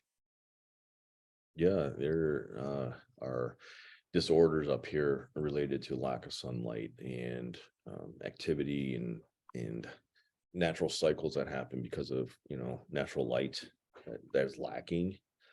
More importantly, I think, and some of those can be treated, I think, effectively with nutrients and whatnot and lifestyles, but the mental impacts, that is, I think, the biggest problem we face up here. And not just here, it's around the circumpolar north. The Arctic Council did a study on this. Forget the name of it. It's Sunrise. I wish I could remember it. But every Arctic nation suffers from significant suicide issues in the north. Every one of us, and so much so that they did a quite a comprehensive study on it. And we're facing that problem here in Alaska now with the military. I'm not sure if the rate is higher than a national average, but it's a problem up here in the north. It's a different problem, maybe from elsewhere. So I think the was it seasonal affective disorder or something is one thing, but it's that mental thing. And we have significant suicide problems right now. One of my friends is the lead researcher for here, specifically in Alaska, for the military. And it's not just Alaska, right? And there's a lot of things that are associated with that, understanding social pathologies that happen in remote villages, and probably not a lot different from Canada. We have similar infrastructure and lack of access. In being isolated in those communities, it means something, right? So what researchers have done in the past to be able to understand things, and we're still working really hard at this, is, imagine being in a community that's remote as can be, frozen river, or not on a river, not on a road, not on anything, probably don't have even access maybe to a landing strip, and you're experiencing problems, right? And one of the things often as a solution to problems is to get away from the problem. Well, you can't do that in some of these villages. And, getting away from that problem also is a huge issue, because you're asking someone to leave their home. It's so different in the north, right? And it can just add all these pressures that can add to a person trying to thrive and survive in the north under these conditions. It just starts to really mentally affect people. And if you can't even escape it. Right? I'm just wondering if NASA is not, probably attempted to draw conclusions about whatever fantasy Elon Musk might have on Mars, if there isn't already, we have here, fantastic test cases to see what countermeasures should be taken. And I'm wondering if the First Nations, as you mentioned earlier, probably have solved some of those problems with the storytelling, or the way that they adapt to, frankly, an infinite amount of real estate, but sort of human isolation. Sure, you're right. I mean, as an astronaut, you can't escape that. So there's a correlation right there. Like, how do you deal with that, and what does that mean? And that's why it's so important. May I ask another, sort of going here from the micro to the sort of the intermediate? I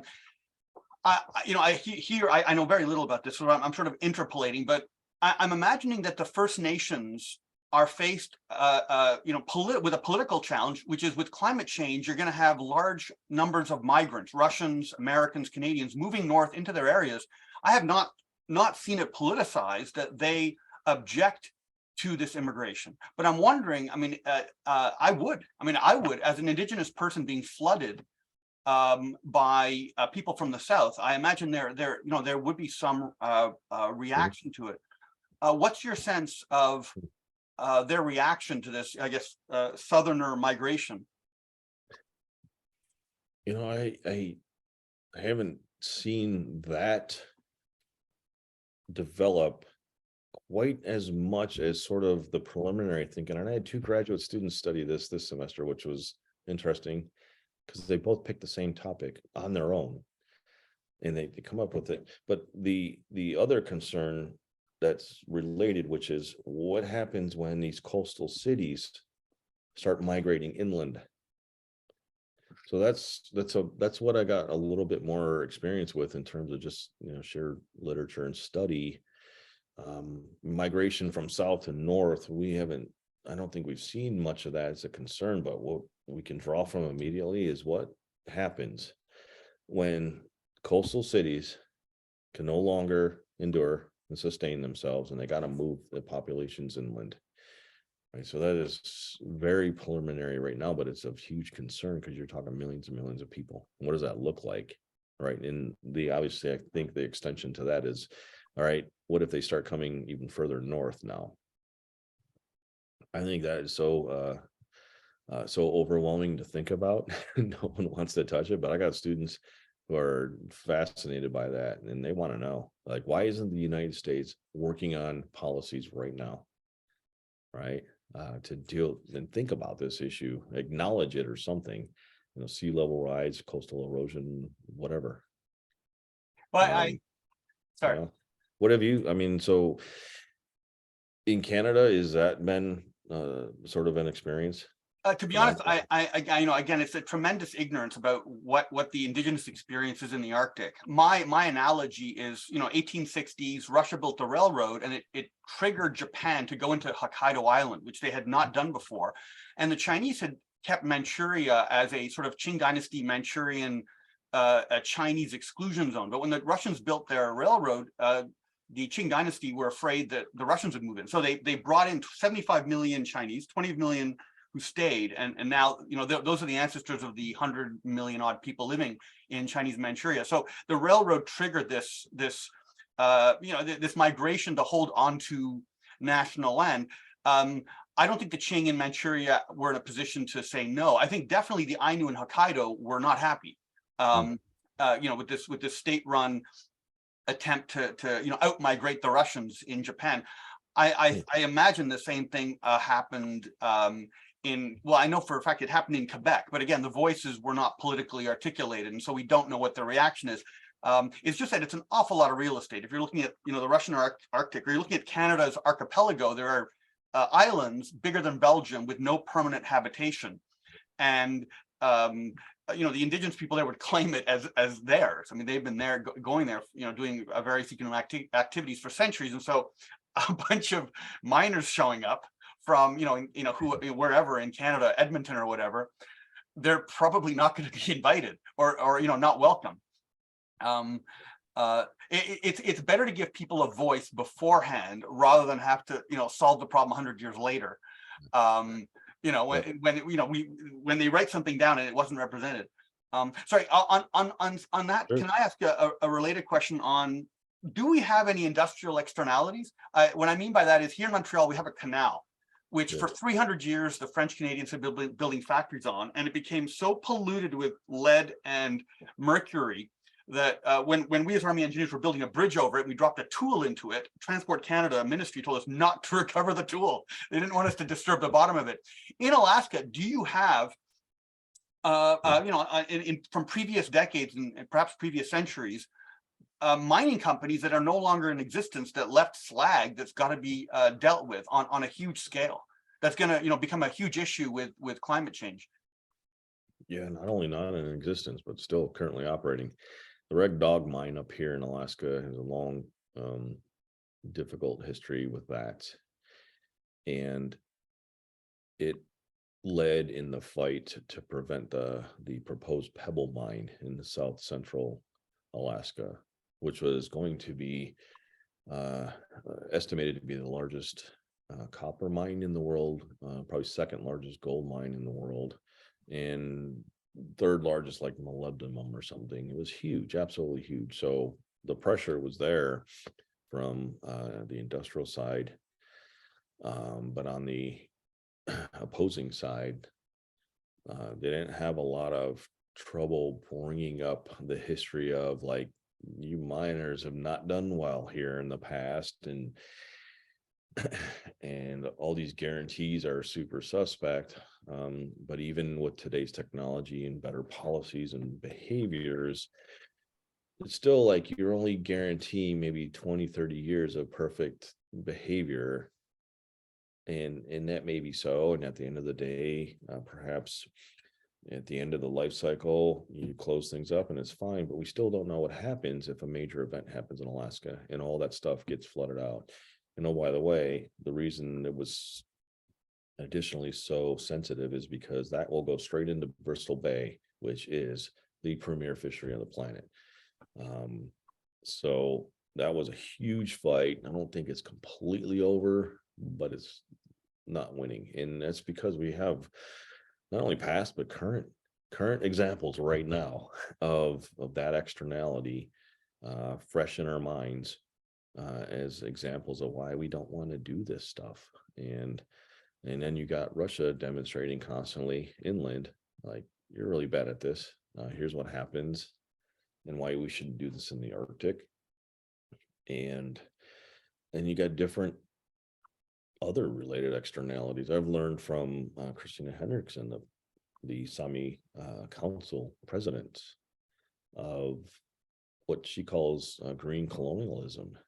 These sort of benign efforts, seemingly benign efforts to develop alternative forms of energy and storage in traditional lands that would seem fine, like windmills and other non-carbon producing infrastructure, that they haven't taken into account the indigenous perspective of, we don't want that on our lands because you're gonna wipe out our reindeer herd, food source and other things in these areas.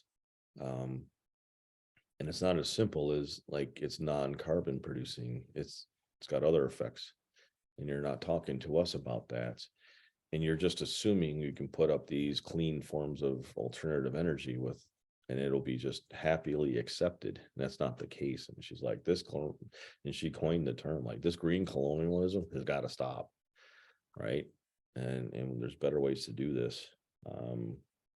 So we don't even understand some of the negative externalities yet. May I ask about? I think you must have recalled. I mean, given our respective ages, the Soviets dumping all their submarines in Novaya Zemlya with the reactors. I had a conversation with a naval officer, 20 years ago, and said, for you guys, it's not a problem. Someone detonates a nuclear weapon near a ship, you just get a lot of radioactive water and it dissipates. And they said, no. In fact, U.S. warships have a Citadel system which sprays the radioactive material away. It's a high priority because water, when it's radioactive, is highly radioactive, and it interferes with everything on the ship, and it's a major issue. So the Russians, I don't know how many submarines, they had 300 subs, of which half were nuclear, and they just parked them next to Novaya Zemlya. I don't know how many of them had reactors that were compromised. But it was sort of cleaned up. I think you mentioned it in your talk, the investment the West did in cleaning that up. Is whatever happened to that? Was it ever detected, or were people not trying to detect it, or was it just affecting the Norwegians? It was. Norway led the way, obviously, because they were most concerned about effects. So Russia fessed up to, a certain amount of stuff they said they dumped. A couple of submarines. I think I said 14 reactors and like 70,000 barrels of waste or something. And we figure, okay, yeah, that's probably maybe half, if that. And then the discussion developed from that point on. Okay, what do we really need to know? Like, what else is out there, and what happens if it gets compromised in terms of the reactor containment being compromised, and what does that mean for radiation and pollution in the waters? And enough authorities came together to reasonably explain that, okay, the chances for containment are like none. Like, Russia's containment systems are unbelievably good, and it's just not feasible. That's so statistically low that any of those could be breached, that it would be an issue. But in the very unlikely case that it did happen, what would that mean?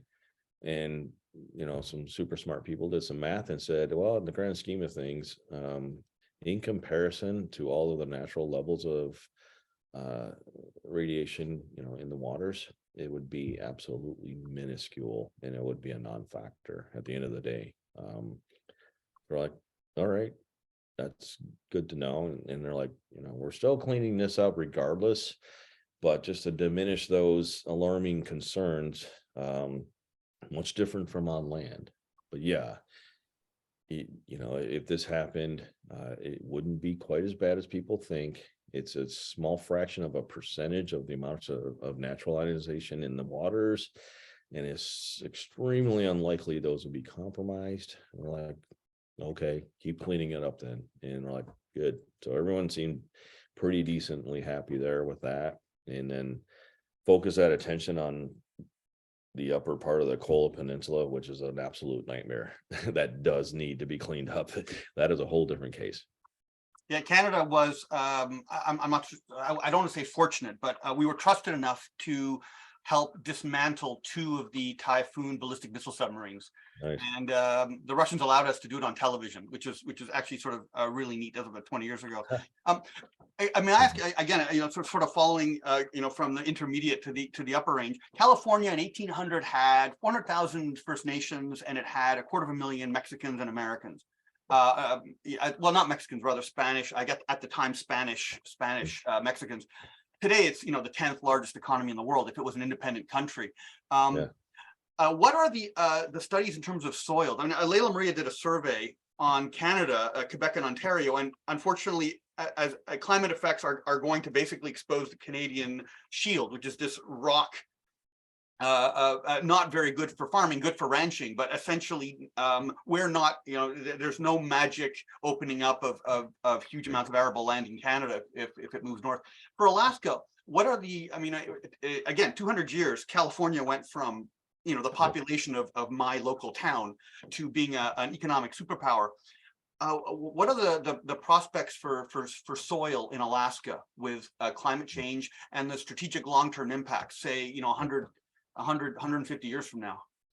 Yeah, good question. My colleague Alec Bennett did some early work on this, just to look at what's that potential, and basically, and what would it take to get to arable land and whatnot compared to what we have now. In short, we're looking at 60 to 70 years plus before agriculture has sort of a means in Alaska. We don't as a state, we don't have a Department of Agriculture. I should tell you something right there. We do have a little bit of agriculture in some areas. It's pretty minimal. Like we import the vast amount of food here, and the rest of it doesn't depend on arable land. So the studies have been developed though, in terms of like, okay, what's going to look like? What at this pace and rate of climate change, what does that look like in terms of arable land? And a lot of that depends on, all right, permafrost thaw. We got to understand permafrost thaw rates very effectively in temperatures, and when does the active layer stop being active, and then permafrost sort of is done, and cryoturbation happens, and you got the soils that are amenable. However, they're going to significantly lack some of the other nutrients. So once you start seeing flora and fauna move north, right, and then you see the normal cycles of all the nutrients, nitrogen especially, being able to be reintroduced into soils. I think it's where the studies are showing, okay, we're a long ways away from that, and you're not arable land agriculturally until then. So the key to that for us, I think, is just watching the northern movement of flora and then naturally fauna to be able to predict any of that. And none of that looks like anything sooner than 7-8 decades. Okay, no, yeah, but of course, it is quite a ways off, and it's not our issue. It's going to be our children, or our grandchildren. But it's the U.S. bought Alaska in 1860, I think, or say 1867, not anticipating necessarily the strategic impact, but just with the same instinct as Catherine the Great when Russia occupied the Far East, which is we want to hold this. We need to conquer people, and that's going to have a long-term, effect, because those people are eventually going to politicize and go, we don't want to be, a part of this enterprise anymore. You can see that with, Putin's war in Ukraine right now. That's what it didn't happen to us though. 1867, when the U.S. bought this, it wasn't even a territory then; it was just considered a district. That all happened. Good to go. You get to 68, and ARCO discovers is the largest petroleum reserve in the United States up there in the North Slope. And they get super excited about developing the means to get it to market. And there's no example in the world. So they're studying everything, and they land on the pipeline, and they start laying out the pipeline throughout Alaska. And indigenous peoples and representatives said, what are you doing? That's our land. They're like, whatever, go away. They're like, no, it's our land. You can't do this. They didn't want to listen. So right to Congress said, so we got a problem. And, some clever lawyer, probably deep in a dungeon somewhere, said, actually, they're right. In accordance with international law, you bought Alaska back in 1867. However, the indigenous peoples hadn't been conquered. Thus, they're still sovereign. Thus, it's their land. Stop everything. And Secretary of Interior banned and put everything on pause. And then industry got really concerned on how to resolve this as fast as possible. In 1971, passed the Alaska Native Settlement Claim Act. Thanks, 1971 went quickly just because of that one little thing.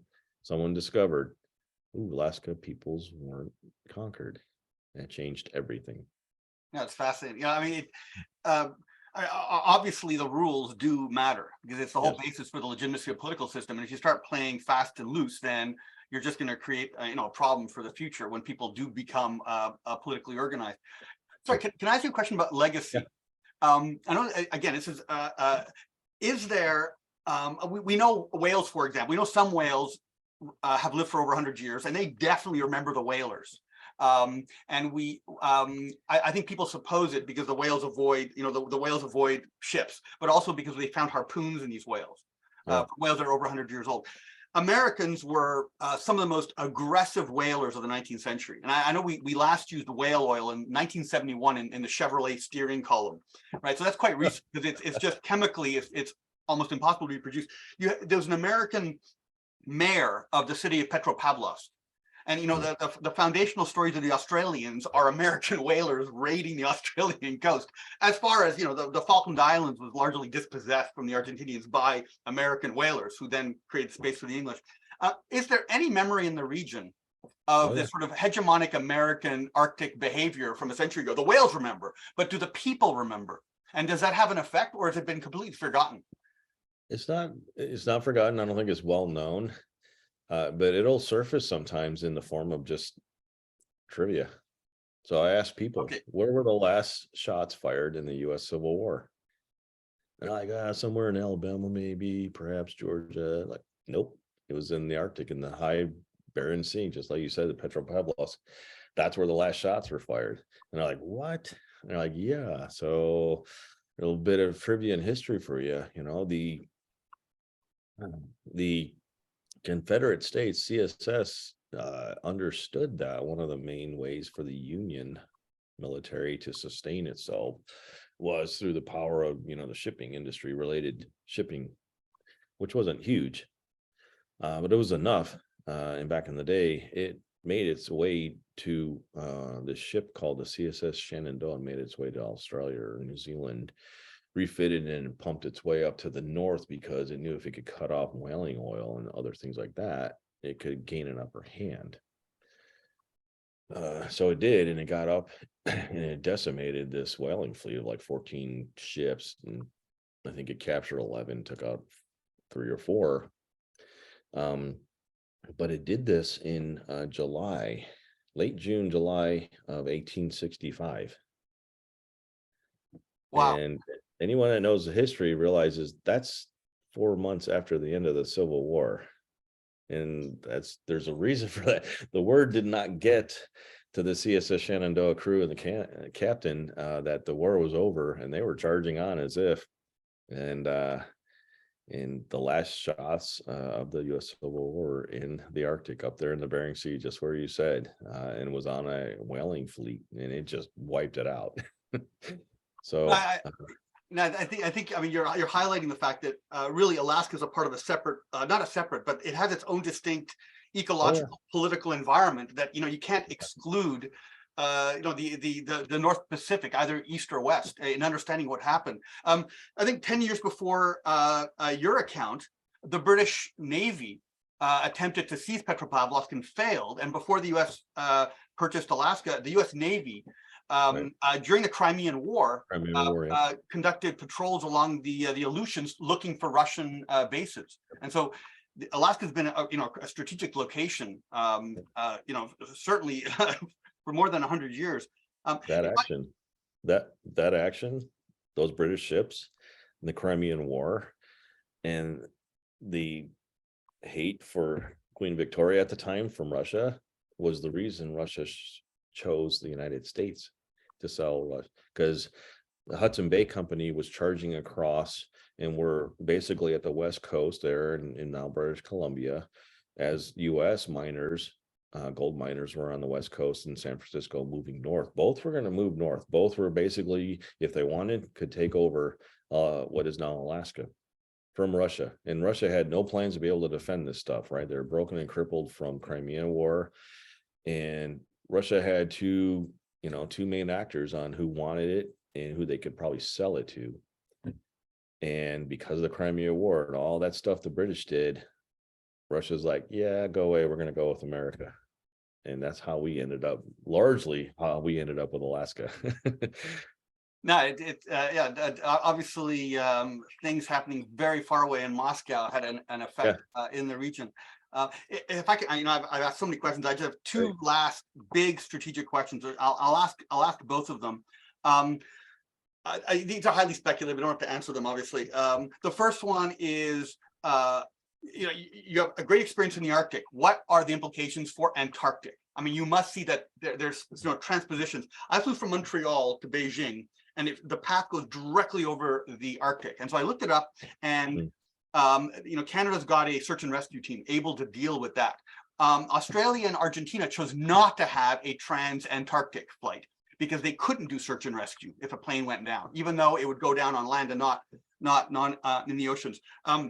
With climate change, Antarctica, they have confirmed mining interests, and we don't, you know, mining is expensive in the Arctic, but depends what you're mining, and we do have remote mining stations in Canada. So you know, what applies in so many ways to the Arctic can apply to Antarctica. And, you know, again, 1950s and 60s, I think there was a lot more there because the Soviets had a very large research station. China's there now. Now, maybe they're not about to mine, but I think a lot of what you study, I know, applies perfectly well there. And the other issue is, I'm asking at the same time because they might be related. Again, it sounds a bit bizarre, but my reserve regiment, one of the squadrons intervened in Vladivostok in 1918 during the Russian Civil War. 16th Field Company, and of course the Americans were there as well as the Japanese. And the Japanese marched all the way up to Lake Irkutsk, rather Lake Baikal next to Irkutsk. And this could happen again. And you know, while Japan is likely to be for any intervention, if China were to go for Siberia, a political choice would have to be made. Do we allow China to occupy the Russian Far East? Japan is, you know, it's locally, you know, if Japan is sympathetic, it's close by. It would probably be the staging area. But Alaska is the depth, right? There's no other real estate there. It'd probably be the closest bit of infrastructure to deal with that. And again, you know, forgive me for sort of speculating. My job, I do a lot of wargaming, so I speculate constantly. And I wrote something, I published something on this. I think it was the National Interest, warning people that they have to think about this because, you know, some people thought Rhodesia, which is essentially a state defined by a privilege of, you know, one ethnicity, would last forever. It lasted 14 years and then it folded, right? The Far East is not necessarily secure. And I'm not saying the Chinese necessarily want to go north. I mean, you'd have the geriatric Russian population dealing with the geriatric Chinese population. So maybe no one wants to go there, right? Maybe it's doomed to depopulation, and then the local Yakut people are going to, get more self-representation. But so what are your thoughts on those two giant, big strategic issues? I think with the Antarctic, it has provided us the very effective alternative opposite way to understand why the Arctic is so important.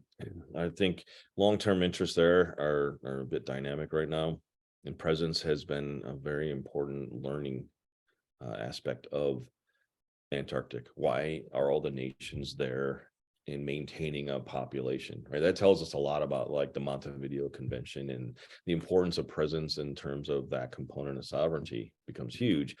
No idea what that means for Antarctic, but it did have a huge effect on the Arctic when in 2007, when Russia had planted that flag. Everyone's like, what does that mean? It's like, it's the same as the US planting a flag on the moon. Stop thinking about it, right?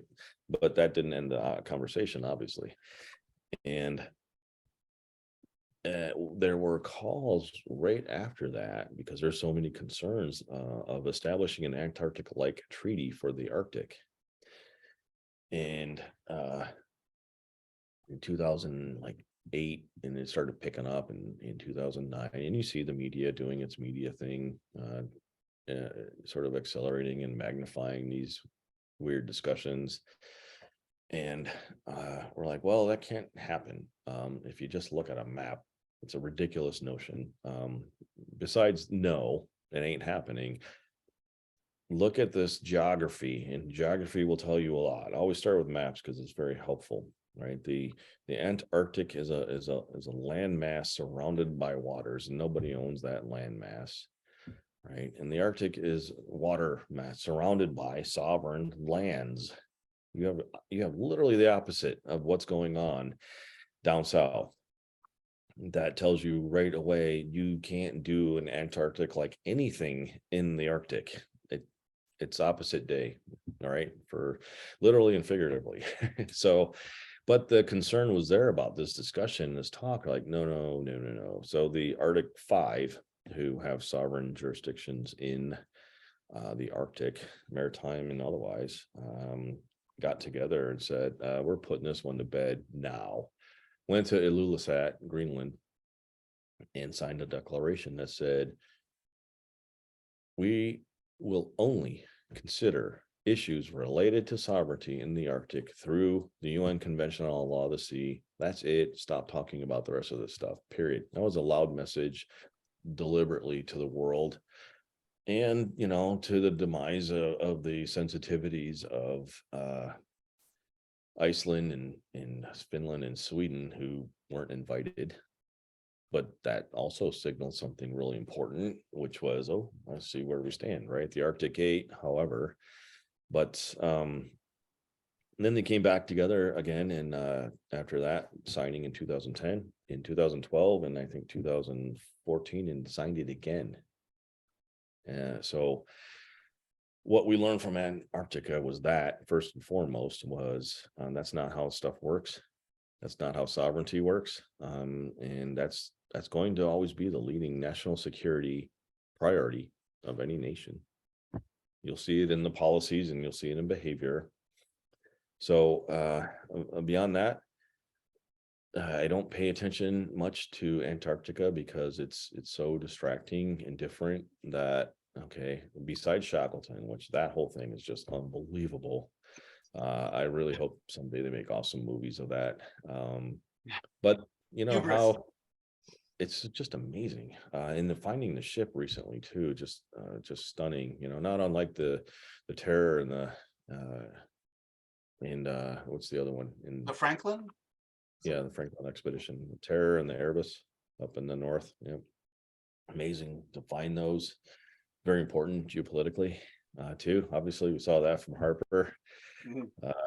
Claiming victory immediately on that. Wait, it's like, those are British ships, so are you sure? Fun stuff. They're like, no, we bought all that. Okay, fine, have fun with that. But how each nation has maintained such a consistent and notable presence in the Antarctic that's where, I think our thinking should go. And then there's a lot of people who are experts. I'd point you to like Liz Buchanan out of Australia, she is super smart on both. And she could definitely inform us on like, what are the connections? And she's trying to get me to write stuff on that. And I'm like, I don't know enough about Antarctica. It sounds appealing, but yeah, I look at that. I don't even understand it. I hear about this thing about this Antarctic treaty that might be sunsetting. I don't know what that means yet.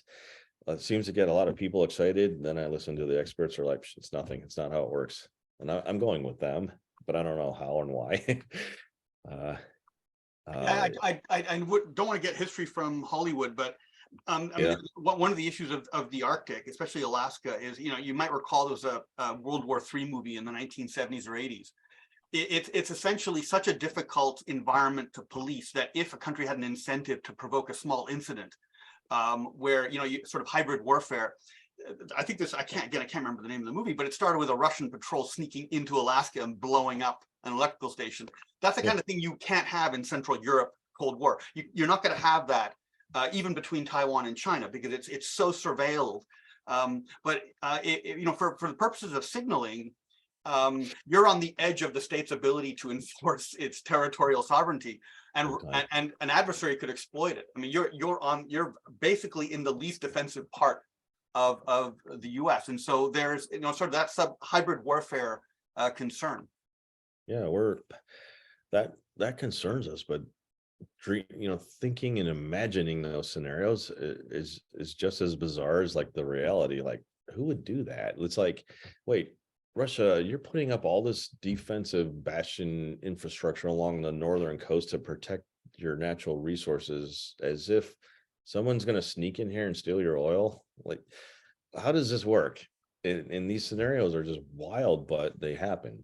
And they tend to be most extreme, most creative. But at the end of the day, what's really important is just being able to demonstrate the ability to respond to that.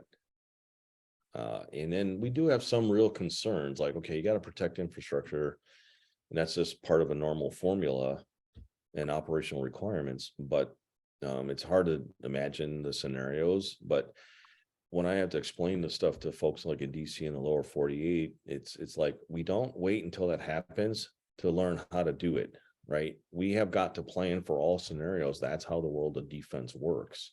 That's how national defense works.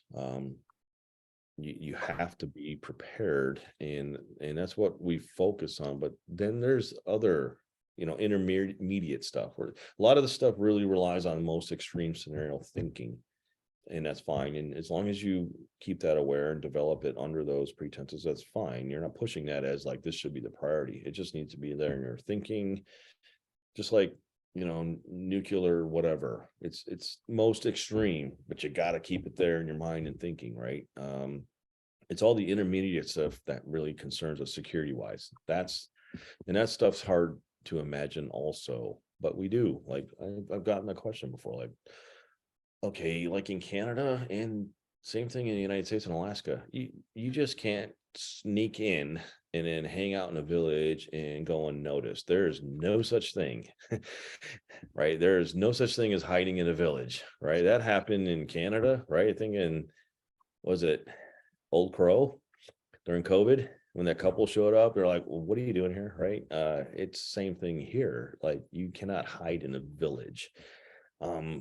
So, and the Rangers are taught, like, hey, you start seeing things, you see a boot print that doesn't even look right, Canadian Rangers know to report that stuff. Okay, there might be activities, but we do know stuff might happen. We do know that there are times that maybe there might be exploitable, like during a disaster, and a disaster response. Now, when you have lots of people flooding in to help with the response effort, and they're not locals, right? That's a really good time to just blend in and maybe collect and maybe cause problems, maybe prepare to blow up something, whatever, right? So we do have to stay vigilant and creative, and that's difficult for the lower 48 to do, who can't imagine the Arctic in the first place, let alone experience it, and then pack on like semi-plausible, scenarios. It's sometimes it's painful to talk to lower 48 for us.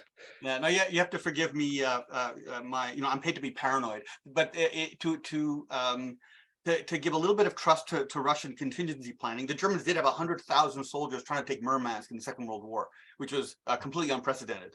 And they had 250,000 soldiers in Norway. And, Yep. the Russians had been saying, we must defend Murmansk. Murmansk had never been attacked. I mean, aside from Churchill landing a couple of Brits during the Russian Civil War. So bizarre things do happen. And in Canada, the Germans put a weather station in Labrador, which was discovered in the 1970s.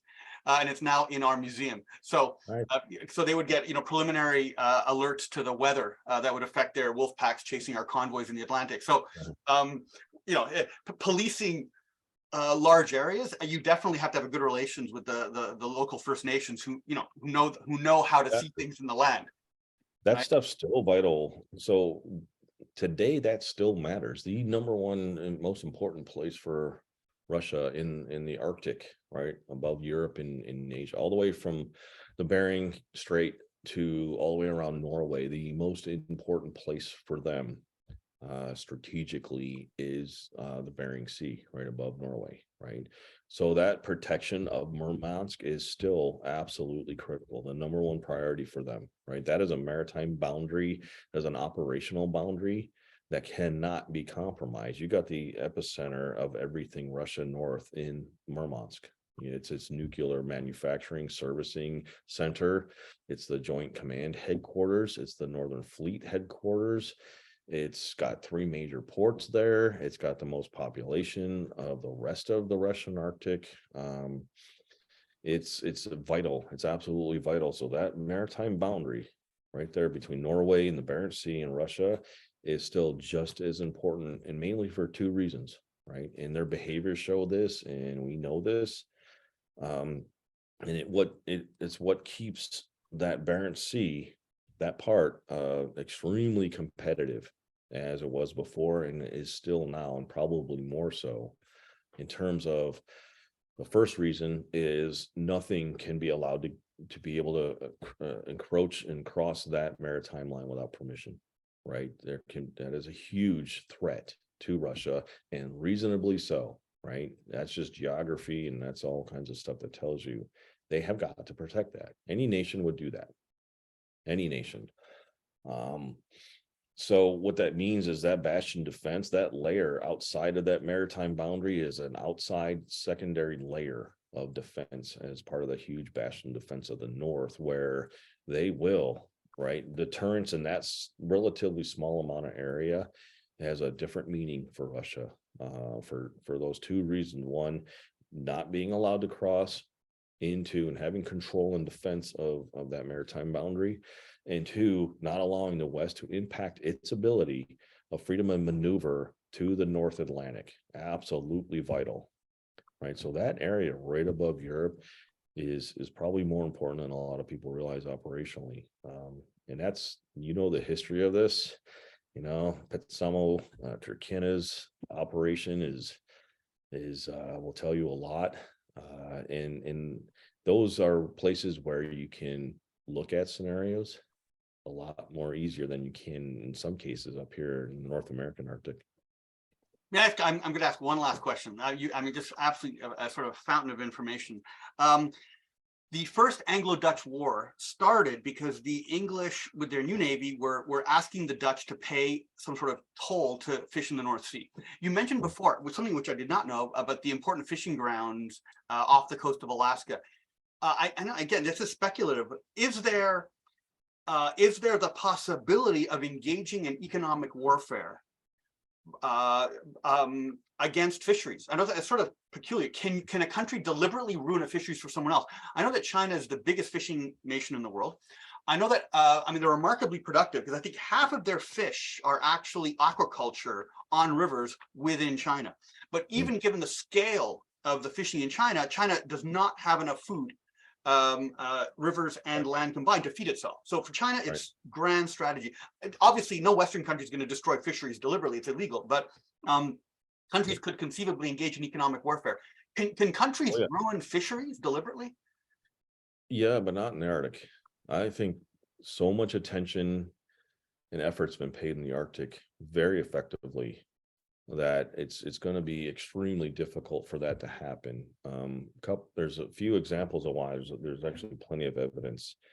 When that Bering Sea fishery, it provides, I think, at least 25% of the fish to the rest of the United States. Most of our fish, it's a world-class, unbelievable natural salmon habitat that is just vital to us.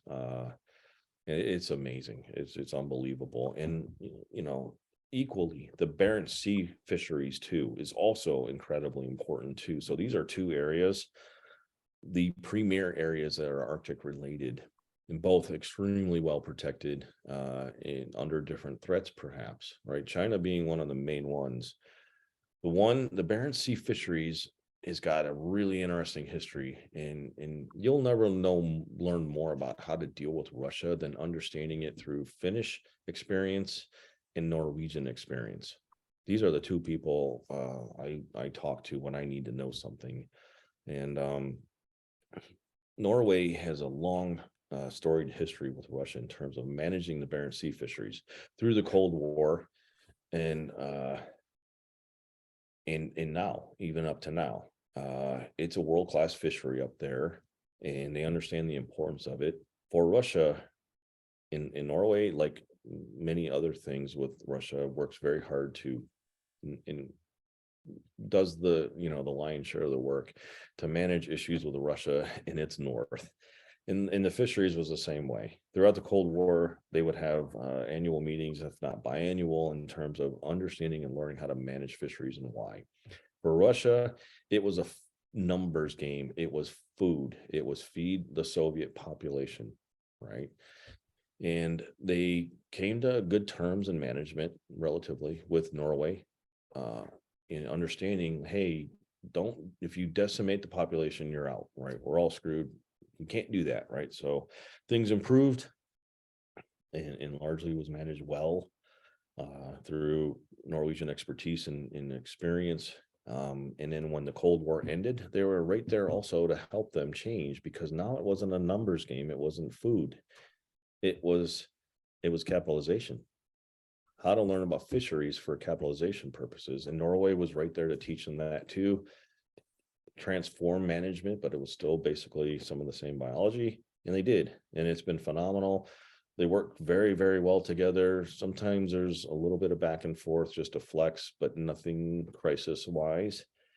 And China doesn't play up there, right? They know not to go up there, right? These are two nations you don't mess with. Bering Sea, a little bit different, a little closer access. And the circumstances are a bit easier for them to take advantage of.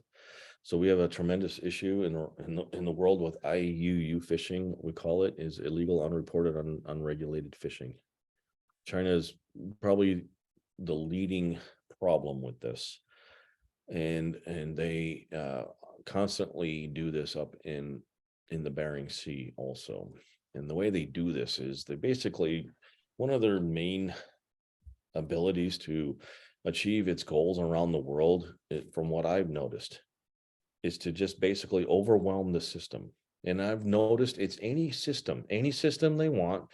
They got enough people on this planet to inject into that problem and overwhelm it, right? So they did that in Vancouver, which you all know very well. They destroyed the real estate market in Vancouver by just simply overwhelming the system. Right? They do this all over. They try to do this, their Pacific and African strategies, right? They bring in their own workforce and they overwhelm the system, and they constantly have the advantage as a result. They do the same thing with IUU fishing. They have massive numbers of fishing boats that they bring in, these fleets of fishing boats, and they understand that we only have a couple of Coast Guard assets that can effectively be there for law enforcement. Right. So they know exactly how this works. They bring in a fleet of hundreds, if not thousands of boats, and they know where they're supposed to be and at what time for fishing management purposes. And they do, and they're there, and we're watching them like anyone else. And then the fishing begins. It's crazy. There's all kinds of actors, and then they know how to peel off a couple. to go do that IUU illegal version of fishing. And they know that'll overwhelm the system often very, very quickly, right? But China's already factored that in terms of like, okay, we can risk and sacrifice 10 boats, but the other 30 or 50 will get away. Net gain for us, right? They're like, that's normal for them. And they know we can't handle that because they can overwhelm the system. Coast Guard's changed its strategy since then, right? And it's actually become a little more difficult to actually fish up there because we're having a difficulty tracking fish like we used to be able to. So that's changed things too. And now China's focused, I think, elsewhere off of South America, perhaps. But we banned fishing in the U.S. Arctic waters since 2012 effectively, and that was pretty comprehensive. Everyone's okay with that. Maintaining subsistence rights. And then the Central Arctic Ocean ban has been in effect, and China signed on to that. And I think largely because there's not a lot of hope for fishing in that high north anyway. So that's a huge success story. And I think besides the Bering Sea, which experiences a bit of IUU fishing, the rest of the Arctic, I think, is in pretty good shape and well managed. And I think we're seeing IUU fishing a little more concentrated elsewhere. I don't know about Canadian waters necessarily, but I don't think Canada's messing around there too much. So China's, like you said, they got the largest population on the planet. They need to feed it, and they need energy. Yeah, I think it's as dynamic as you describe it. I was watching a YouTube. I watch a lot of the YouTube by local Russians, the ones that have stayed behind. And there was one, 6 months ago, who was doing a sort of a video trip to Vladivostok and going up the coast. And there are abandoned fishing stations up north of Vladivostok, which indicated that there's rapid ecological change that the industry can barely keep up with. So clearly, climate change is having a huge effect. On an enormous scale. Again, sort of silly anecdotal, but I'm not an expert. But I see the National Geographic map that shows the illumination at night of the Earth, and the illumination of the oceans by fishing vessels is almost the same as the humans living on land lighting up their cities at night. I mean, the industrial scale of fishing is insane, and it sort of boggles the mind that we don't have a single treaty dealing with areas, comprehensively outside the exclusive economic zone. It seems like a pill for disaster. That's that that you're right on point with that, right? And that's this explains the primary issue with this and why the Coast Guard has changed its strategy. So it has an IUU fishing strategy out, new one as of about 3 years ago. And line of effort number 2, what I was talking about there earlier, is helping to build something of a geopolitical case, because Coast Guard's out there doing what it can with a few assets, and it can't take on the overwhelming amount of Chinese assets. So I always ask people this, who are frustrated with this issue and don't quite get it. And I'm like, here's a good place for you to start. Explain to me why there's no sanctions against China for this behavior. And they can't. And I'm like, when you can explain that, you'll understand what's actually going on. And at the root of the cause is, this isn't actually something we can define as China, the nation state, doing. We can't do that. There is nothing out there that says this is state sanctioned. This is a behavior that the regime is endorsed and backing, right? There's nothing to that extent that exists. All these boats are basically to China. What we have to consider them, these are sub-state actors. These are basically just criminals. This is nothing official. Therefore, our ability for GAC or State Department to go to China and say, you're sanctioned now, it doesn't exist. These are basically just criminals. And China's like, I don't know. It's not me. It's not us. So Coast Guard's sick of this stuff. We're like, we can't keep doing this. So we're going to work to build a case where we do pin this on the nation state of China. And then we can do this treaty stuff, or we can do this sanctions and manage this a little bit better, maybe get to a treaty, like you said. but I don't think people realize how difficult this issue actually is. Yeah, I think 30 years ago, Taiwan had an issue. They found that a lot of the pirates in the South China Sea were off-season People's Liberation Army Navy people. Now, it wasn't, an overwhelming practice, but some individuals are engaging in piracy in the South China Sea, and the Chinese government probably in select cases knew. And I don't know what caused it to end. I think it was just the threat of Taiwanese retaliation, and there's a high-profile case of a couple of deaths in private ships that occurred. That was a long time ago. I think obviously the collapse of the Somali state and the issues of piracy around the Malacca Strait led to an international, obviously a much greater international awareness of policing the high seas. That was Admiral Stavridis. He was the Supreme Allied Commander of Europe back then, your USUCOM commander. He put together the anti-piracy coalition, which involved Russia, it involved Iran, it involved all of NATO. It's an example of like when you really want to get something done, right? And that's one thing we know about the world's oceans. There are certain things that are taboo, like you don't do piracy. Like this world runs and depends on the world's oceans working and maritime enterprise being extremely stable. So piracy is 100% unacceptable. Fine, you want to do it. There's no place on this planet you can hide, because look at this team we got. And they did. They got to the Strait of Malacca and elsewhere, and they crushed it. And it's an example of like how important this is. And maybe, maybe this can be used again, but it's an interesting, example of like when we really want to do stuff like fix the ozone layer, fix piracy. Yeah, it's curious that some things are tolerated, but the U.S. does not tolerate other countries printing American currency. So there clearly are severe red lines, and piracy is listed there. Other things are negotiable, but there are those instant trigger issues. But of course, in defense of the Somalis, I think the conventional wisdom is, however bad piracy was, I mean, it started with large fishing companies coming off the Somali coast and just deep netting north-south. So that's why we're a state. That's why Alaska is a state. That's what broke the straw on the camel's back. That was then, I think, intern to the Senate or lawyer, Senator Ted Stevens back then, dealing with the fact that all of these fishing companies are coming up here, setting up fish traps and just decimating our way of life, our primary resource, revenue. And we can't do anything about it because we're only a territory. That is a thing that propelled us to actually being accepted as a state.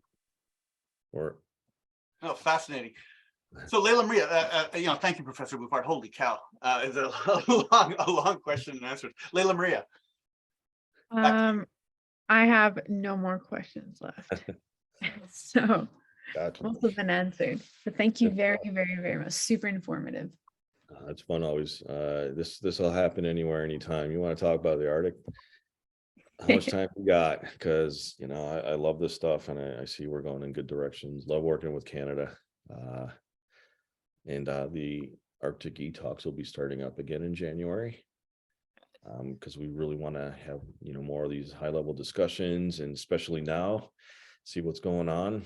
So I think first up on the January 25th, we have Lieutenant General Odlo, Joint Commander of the Norwegian Joint Command.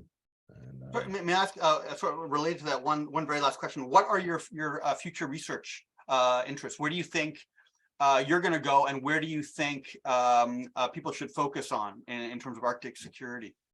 Oh, that's a good one. So what I am working on right now is a shift in responding to the changes of the Arctic and Russia's behavior and what to expect. And this has been difficult.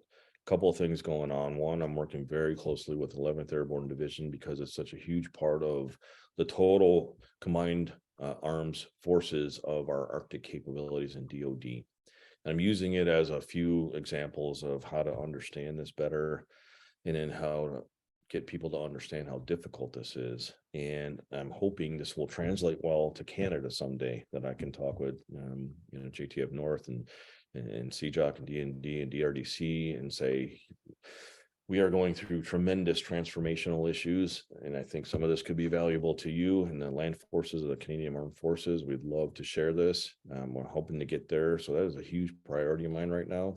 And at the same time, I want, there's significant concerns with US UCOM and NORTHCOM and a little bit of Indo-PACOM on terms of what do we need to do with the Arctic and what's going on now. What do we need to know about Russia and its behavior in Ukraine, and what are going to be the impacts? What does that mean for us? So without having done all of the homework, at this point, I can only basically guarantee to some extent Russia's ability to continue its Russian strategic Arctic developments, as it has in the past, as it is stated, as it's kind of continuing now, is going to be impacted by what will result in all the sanctions during and post Ukraine. It's going to suffer somehow, some way. Russia as a whole state, it is a priority, but they're going to be impacted. And that impact means that this is an opportunity for us in the West, the United States and elsewhere to close some important gaps. Russia has significant military capabilities in the North. They got ahead of us. This is our chance to close those gaps. And I sincerely hope we take this opportunity that we will probably never get again and jump on this. I got a lot of interest in this right now, as far as a strategic US objective and possibly an allied objective. But I think everyone sees the value in it. And that's more than enough to keep me busy, because if it works, it would be really important to me, I think, in us as allies, to take that, commit to it, and move forward. So I'm putting a lot of effort into that. Well, thank you very much, Professor Troy Bouffard. We're privileged to have a scholar with the boots on the ground in beautiful Alaska, sharing with us clearly one of the pivotal regions of the world. Layla-Maria. Again, I'm going to thank you again for just coming, and then for the information. It was usually most of the information I get from the Arctic is through the Arctic e-talks. Funny enough, I attend them and then I just take as much as I can, because on field versus what you see in papers, there's a lot of substantial difference between what's being said and what's being written. It's difficult. We recognize the value, and we created the e-talks out of an interesting opportunity and necessity. And I understand the difference between experts like us talking about the Arctic and then getting the insights, the critical insight from the elite level, right? Those are the decision makers at the higher levels. And we all need to be thinking, and we should be closely connected in our understandings and our dialogue and so on and so forth, right? It's critical. But there's, like you said, there's huge difference between the expert community. We're all over the place sometimes, in that elite level, right? And that's what we want the e-talks to be like. Hey, we want the right person talking about the right topic. And it has turned into such an amazing series for us, so much so that when Ukraine hit, DOD's like, at the same time they stopped, they said, what are you guys doing with this e-talks thing? Because not all of DOD was tracking it. We were doing it out of sort of COVID boredom at first. And it became very successful at very high levels that DOD's like, what are you guys doing? We're like, okay, that's great. Let's make this official. So we finished doing the CONOP. It's been blessed off by all the command and leadership, and it's official now. And we are kicking it back on in January. So we must have done something right. And I miss bringing this to everybody. So I look forward to it.